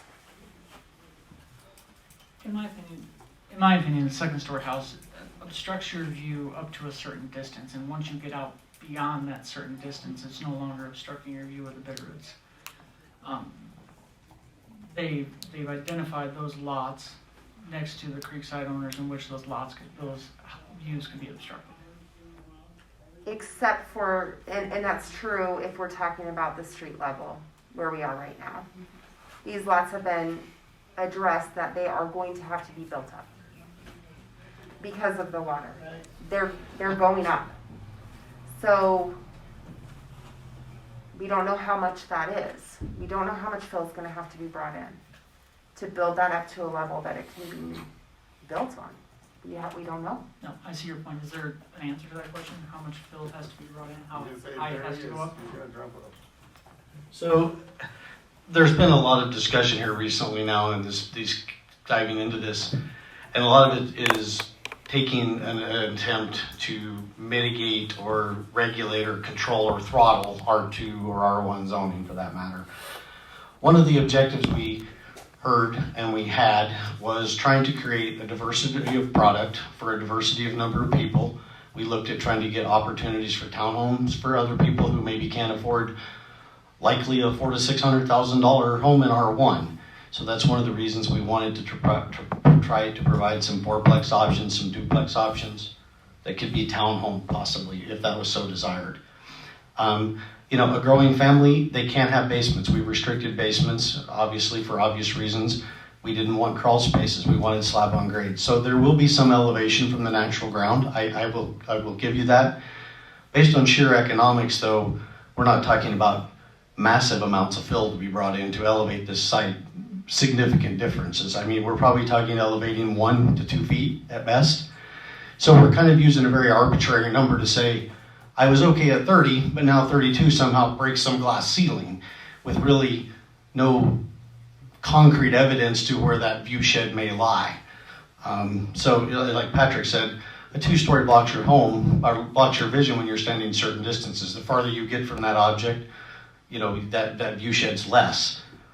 I'm pretty sure you could set up view shed examples, and architects portray this all the time of view sheds. I really don't think any of these homes, especially with buffers we provided, are providing any significant detrimental impact to views to the west. I mean, most of the views from this is to the west or the east. This subdivision lies south of this. So there are 360-degree views, no doubt, to Trapper and stuff to the south.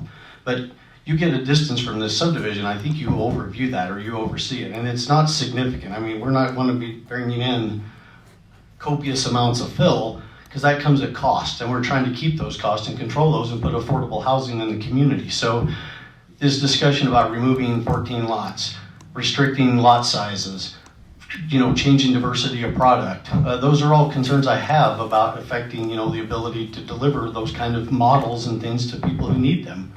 So hopefully that provides some information. It may not be satisfactory, but I just wanted to try to address that and kind of the global effort we did. And we heard the 2-story, so we went back and we looked. And like I said, we provided 25% of concession. We feel like we have done a lot of concession with Creekside and neighbors, the downtown business district dropping the C2. But we're kind of to that point of, I don't think we've got a lot more concession in us. And this concept of view shed, you come back to the finding of fact issue. I'm not sure what finding of fact you can hang on that to say they've caused this detrimental impact and a finding of fact to justify view shed. Some communities value that so highly, they adopt view shed zoning and things that say these are restrictions, these are things, but we don't have those. And so we're getting into this sort of arbitrary, mythical estimations of what's too much, and that gets very hard to defend, I guess, is my concern.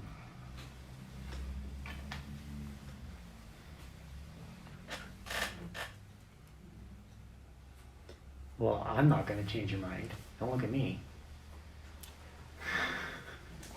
So hypothetically, I understand 1 to 2 feet of fill.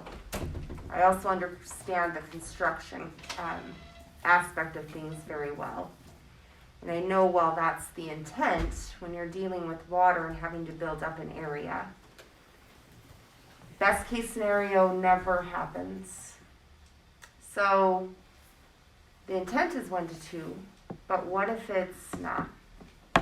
We're not talking about necessarily 1 to 2 feet difference, so to 32. There's some areas in here where we could be talking significantly more. And then now we have a situation where it goes back to what I've spoken about. Yeah, you know, it absolutely could argue that after a certain point, the view is different. But at whose certain point is the view become a non-issue?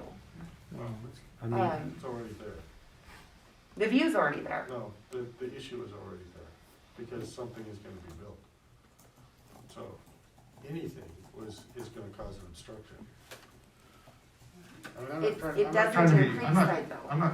I'm not trying to be obstructive here. What I'm trying to say is that in this scenario that you're speaking of, anything, even if it's amount of dirt, would be considered obstructive to those people that currently live there. So, trying to mitigate anything is overly harsh to the developer. So, because there is an impact there. I won't deny that. So I guess my only option there would be to say that one of the conditions would be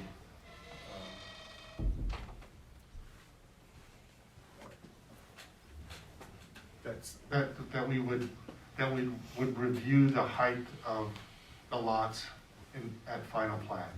And if we want to set a number of 30 inches above sidewalk as the benchmark, and say that no lot shall be higher than 30 inches above sidewalk height.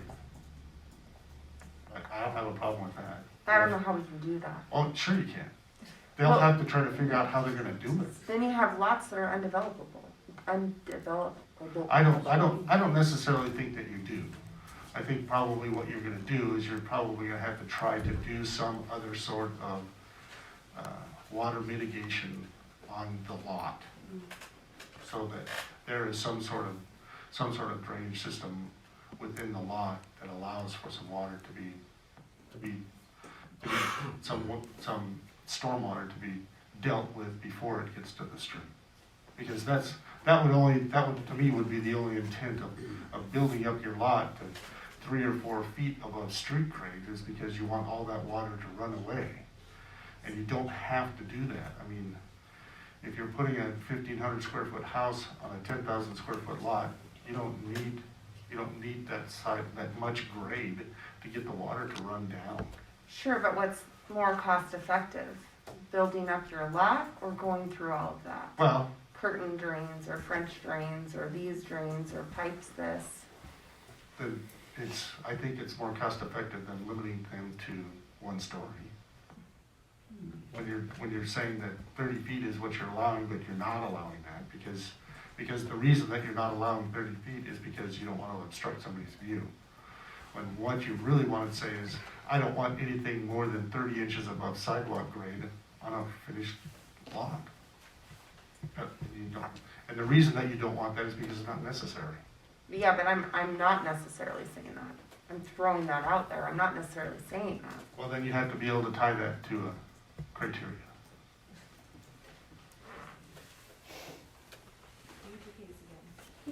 Andy. One thing, and maybe provides a little more clarification, it seemed like what you said is that you were understanding, maybe sort of, but didn't quite seem right after that last meeting in the 30 feet. The other thing to keep in mind is this property falls to the west. So it's higher on Logan Lane than it is as you migrate to the west by, feet.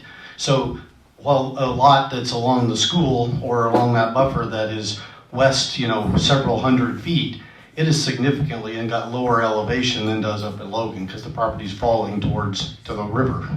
There's natural slope across the ground. So it is, although natural ground and maybe elevated, there is relief on the ground. It's not just flat plain out there, that it's all one plane.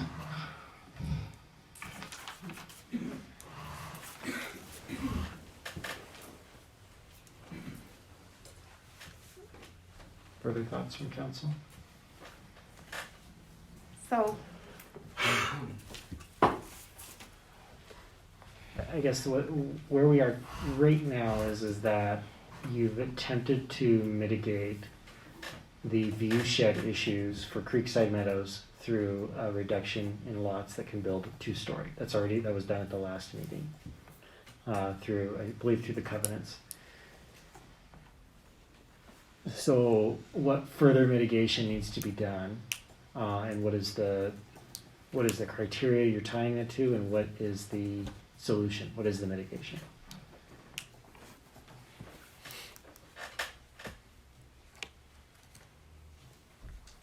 this is unbelievably frustrating at best. I know. And it really makes me upset. Mhm.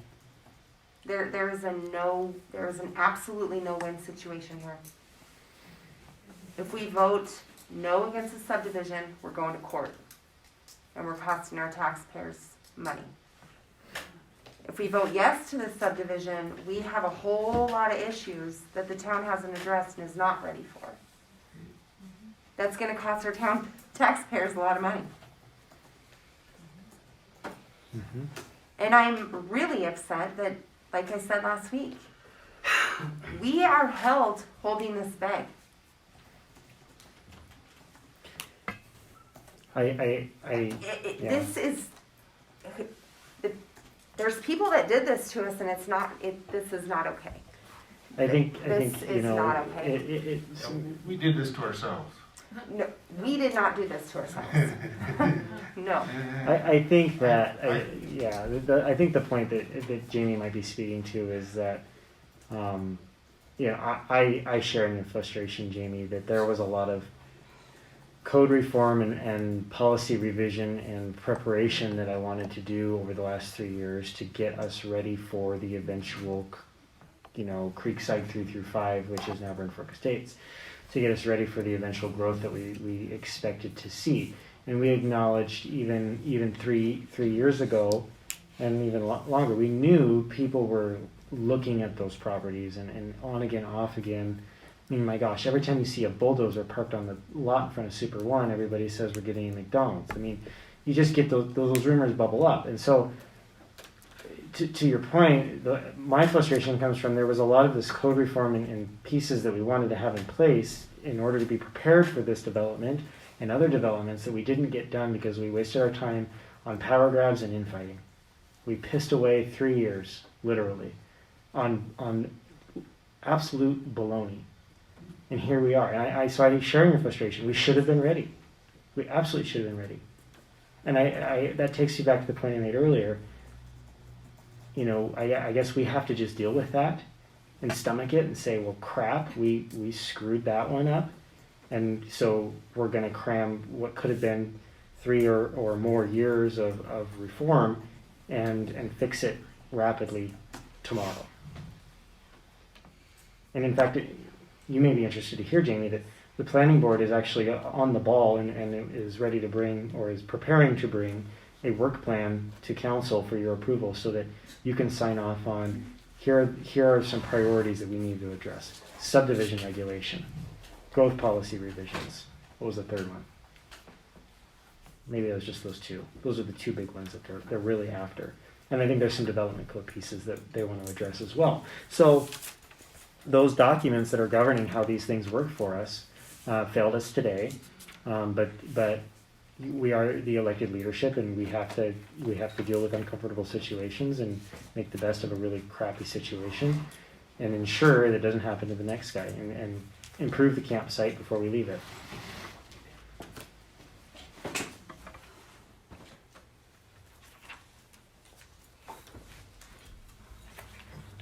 I will say that, and I think you'll probably get an honest answer from the engineers, that we are pretty well prepared. I mean, we're not prepared for some of the infrastructure issues that are hanging over our heads.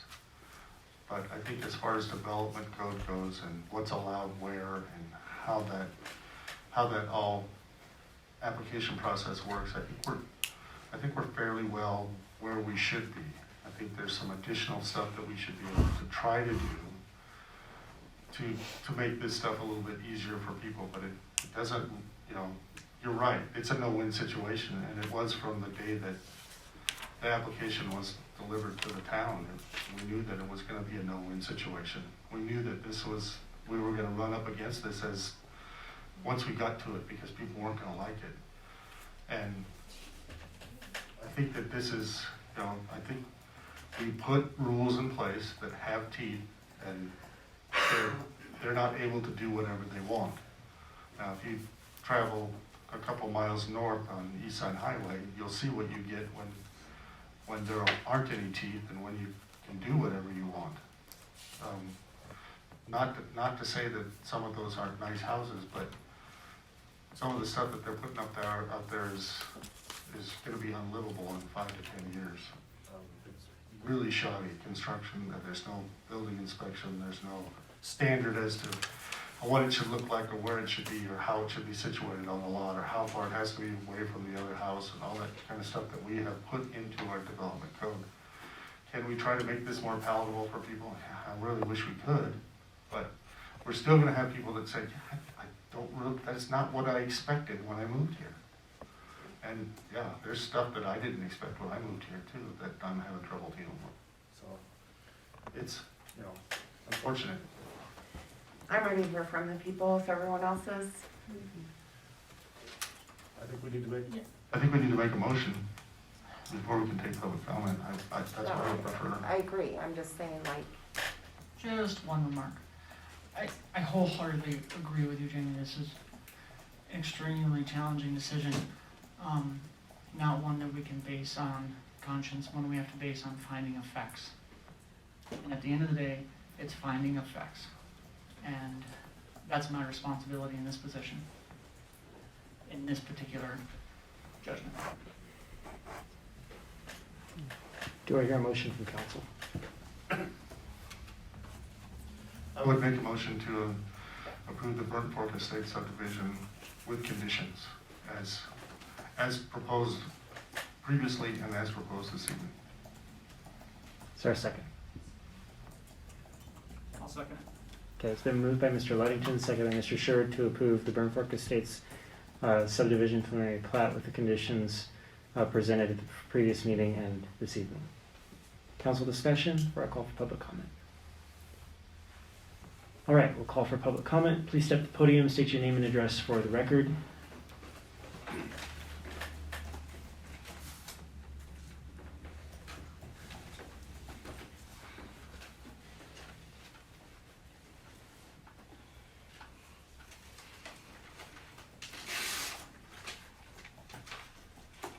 Mayor, Council, Steve Gibson, 1517 Creekside.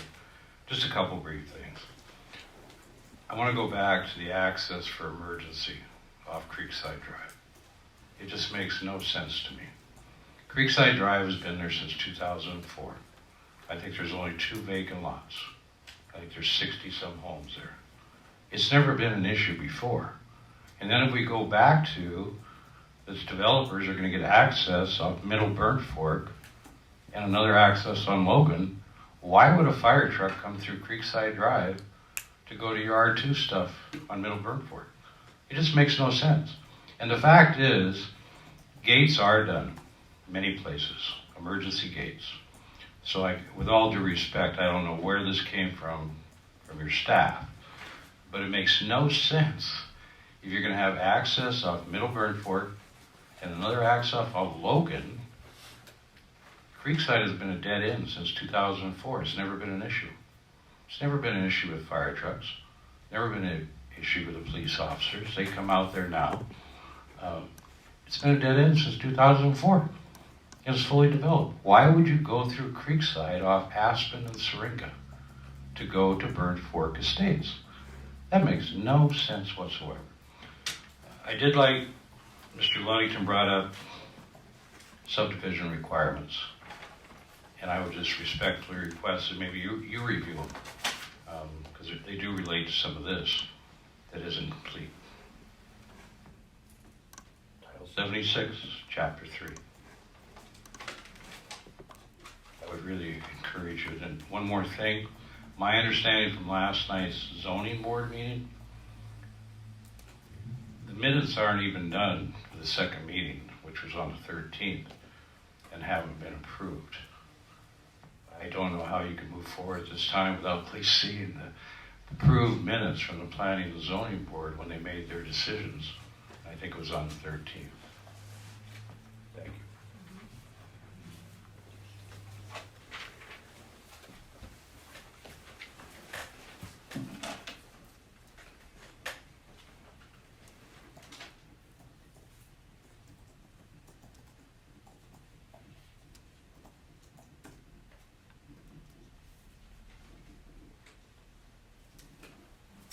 Stacy Barker, 104 Winslet Ave. I live behind the subdivision that they just put in, Bird Box, that was built up. There's not 4 foot of fill. There's probably 5-6 foot of fill in there. So what you're talking about for just a small little amount of fill, it does block a view. We used to be able to see the storage units behind our home. We no longer see those storage units because of these buildings. It does block a view. The other thing that I have a problem with is like Dempsey had said, the wildlife that comes through. That wildlife still comes through, but it's very confused when it comes through there.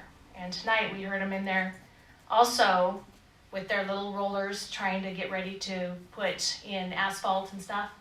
They're having a hard time with it because there's a lot more fill that's gonna have to go in there. So what you're looking at, it's gonna be a block to the view. I would suggest that if you guys do put houses in there, that you go single level homes, not your big ones, because you don't know how much fill is gonna go in there. It's very important to think of those things. Where's that water displacement gonna go? That water displacement right now is already going underneath my home. And I'm seeing a lot of it. We have a dehumidifier in our home right now because we're getting too much moisture in our home. We've never had that much problem before. We're seeing it in our windows. What's it doing to our attics? What's it doing to our walls? That water has to go somewhere, and we're seeing it. And it's only gonna get worse if they put those homes in that area right now. That's my comment on it.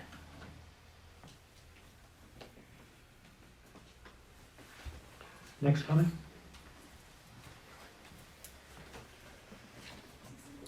Thanks. For the record, John Kellogg. There were some important points brought up by all of the counselors tonight, and I guess I want to reinforce what Mr. Councilor Vick said, that the native tree and plant life, even though it may not be a condition, that's what's intended for the north park in the subdivision. And I guess I'd slightly disagree with Councilor Devlin that would be unusable because of the ponds. I think Andy showed photos of what typical ponds look like for 96% of the year. There's not going to be water in them. They're going to be grass. What I think that northern common area affords is an opportunity for folks to, step out the back door, go through the fence or hop the fence, and start on the walking trail that we're proposing in that common area. It's, we think, a very usable common area.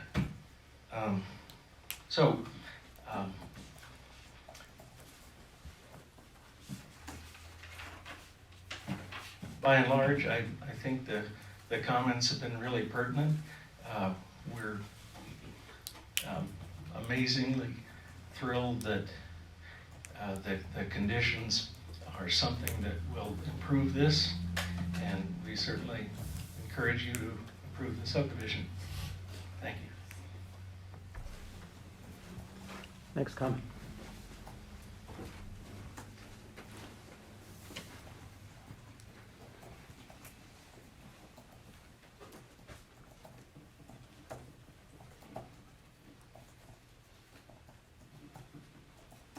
Well, good evening.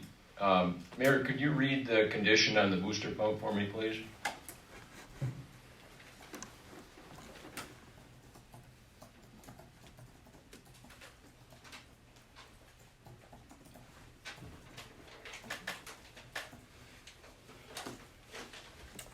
The existing water booster station located on lot C12 shall be upgraded before the issuance of final plat, which meets 120 connections to the booster station.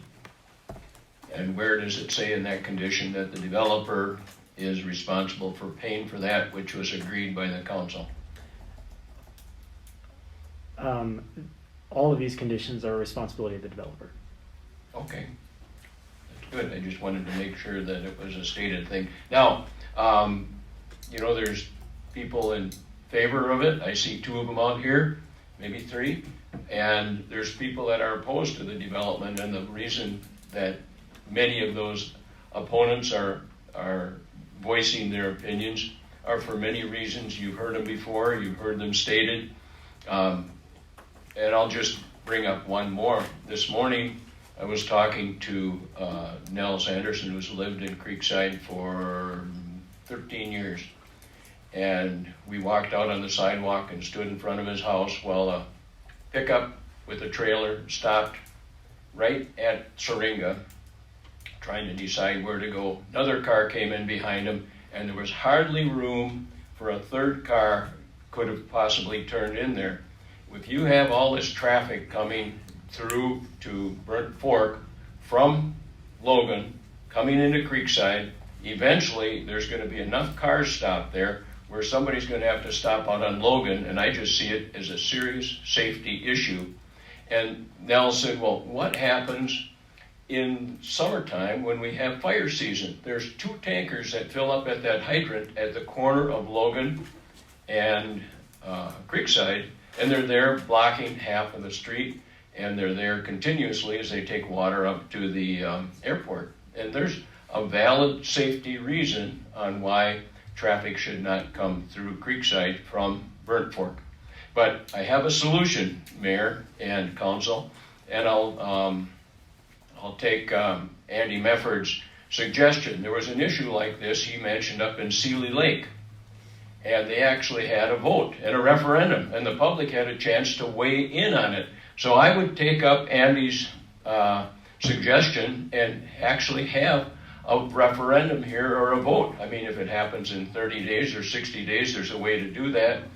And I think then you would find out exactly what the people think, and that might give the council a lot more information that would make it sensible to vote thumbs up or thumbs down. So that is my suggestion, and would like you to seriously consider it. Thank you. Any other comments? Okay, with that, at the last meeting we briefly discussed before we got into the minutia of the subdivision about consensus building and about making sure that, or rather, discussing how important, at least from my perspective, it is that the body, to a degree, agrees with not just the process, but with the decision collectively. And yes, you're individuals who have your own opinions and your own thoughts and conscience and convictions that you bring to the table. I think that's absolutely critical. But on the other side of that coin, we collectively represent the community and the things that entails. And so I guess before I call for the vote, I just want to ask a question. And Mr. Vick, as the council president and the leadership on the council, I'd appreciate hearing feedback. Do you think that we have adequately addressed the concerns expressed from the council at the last meeting and this evening? And have we done an effective job of maybe building some consensus? I believe that the questions that have been asked have been answered, but as far as reaching a consensus, I don't know, because I don't know how each individual person here is going to vote tonight. Sure, okay. That's understandable. Okay, well, with that, is the council prepared to vote? Okay, Ms. Bertha, No. never mind. So last night, a really interesting thing happened. I don't know if that's appropriate to do tonight.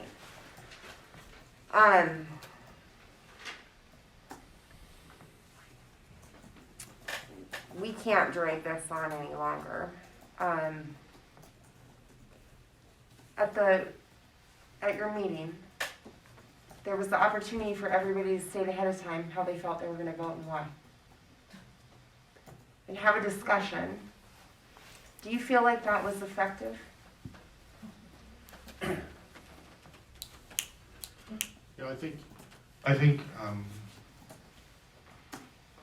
we were attempting to try to clarify where the planning and board stood on the strict issue that was before us. That's part of the problem that you're gonna have with planning and zoning all the time, is that trying to separate issues out. Because this isn't the only issue that, as far as those particular subdivisions or potential subdivisions are gonna have with the town. There'll be other decisions that have to be made as we go down the road. So this was strictly a decision as to saying whether or not we thought that this particular request was suitable for the area. And that was something that we tried to make sure, and the reason that I think they went around was to try to make sure that that was what they were considering. Because there's, of course, a lot of other issues that go along with that, as far as what's gonna happen next. How you mitigate the issues that are already there, that you have to try to do something about. So that was kind of why we were doing that, just was to make sure that this is what we wanted to say, yay or nay, on this particular portion of what was gonna happen with that particular piece of property. Gotcha. Thank you.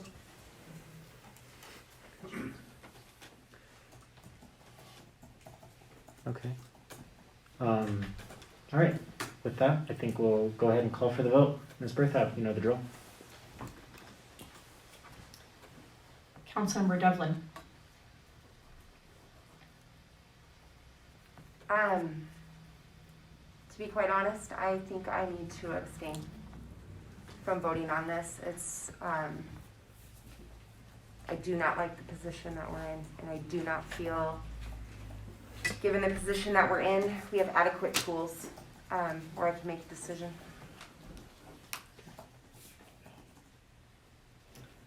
Councilmember Ludington. Aye. Councilmember Sherrod. Aye. Councilmember Vick.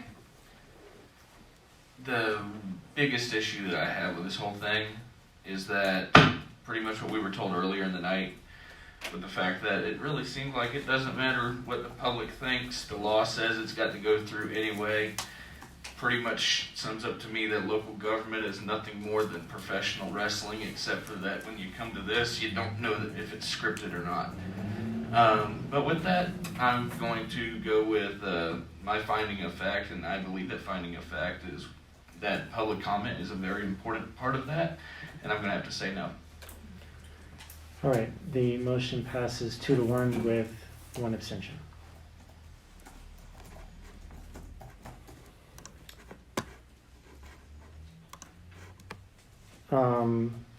There's no need to discuss the zoning change application because that's been withdrawn. Am I correct, John? All right, we'll move into new business then. Discussion decision on the bid opening for the East 3rd Street Improvements Project. And we'll just do this simultaneously because we suspect some bids will be in, well, we only have 2 envelopes, but we're not sure what's in each envelope. So we're going to do bid openings for both 3rd Street and 5th Street together. It'll be brief in that we'll open the bids, state who it was, the dollar amount, and then at the next council meeting, you'll see it on your agenda. There's a contract item on there to approve contract for those projects. So, Thank you. Is there an engineer's estimate that goes along with it? I need to check with Riley on that. I kind of half expected him to be here this evening, and I didn't see him, which is probably just as well. That would have wrapped up the bill. We'll get all of that paperwork and all of that documentation together. Really, the reason for tonight's meeting, that it was scheduled in the first place before BFE was placed on the agenda, was our city code, in terms of public works bids, hasn't been updated since '73 and requires that the town clerk open sealed bids in front of the council. There's no action we're asking the council to take tonight. You're just here to witness Janelle open the envelopes because 1973 code says so. Okay, so there's not necessarily, this is how much. Or- It's just, here it is. Here it is. It's there. sealed. We'll reconcile it obviously over the next week and bring forward a contract proposal for you guys. Have you And looked at it already? no, we weren't allowed to. Okay. I just I'm wrote just the piece asking of the tape. question. Let her rip, Janelle. Wait, We're not wrestling, Dempsey. next council meeting, I would like to see something where we don't have to come out for every single contract opening. Oh, Dempsey, that Next would be fun. council meeting, I'd like to see a change to all of our policies. Sounds good. We can maybe put together some items or an item where you can discuss exactly what it is you Would guys you like to please see. email that to me? Yeah. Yeah. Thank It you. won't be on the next agenda. No. It's an ordinance Can't be, but revision. it could be on the next. Yeah. Have at I it. broke the tape, so I'm gonna go here.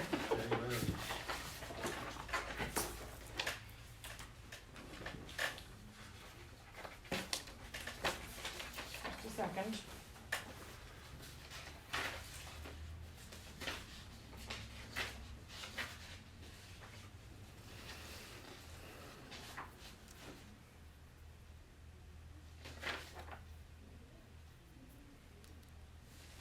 Okay. First one is Three Rivers Land Works LLC out of Frenchtown, Montana. Total contract price for all bid schedules, including all state and local taxes, in the amount of $175,966.56. Which project? Yeah, which, Excuse me, Third Street Okay. East improvements. Was there a bid in that envelope for Fifth? Doesn't look like it from here. It does not look like it. Okay. Just for Third Street East. They were separated intentionally, so. Just Third Street. Okay, thank you.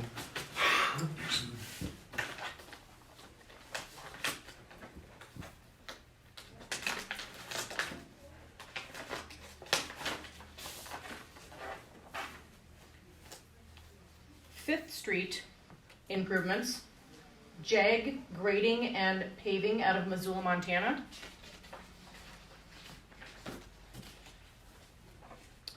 Total contract price for all bid schedules, including all state and local taxes, $59,980.00. and that's just Fifth, right? Just Fifth. Just Fifth. One bid for Fifth and one One bid for bid for Third? Fifth, Well, that one makes bid it for easy. Third. Alrighty That then. was That'll be easy. simple. That's interesting. Are we gonna pick? You'll pick it your next meeting. Oh, good, okay. Yeah, we'll draw straws. Sounds great. All right, thanks, Janelle. We've welcome. satisfied that condition of our Okay. city code, and I don't have an executive report for you this evening. We'll wait till next week. I'll spare you. I already lost a bet tonight. Town council comments? Board reports? Do you want to just wait till next week? It's only 9:30. Yeah, let's wait till next week. Fair enough. All right, with nothing further on the agenda, then we will adjourn. Thanks for your time, everyone, this evening.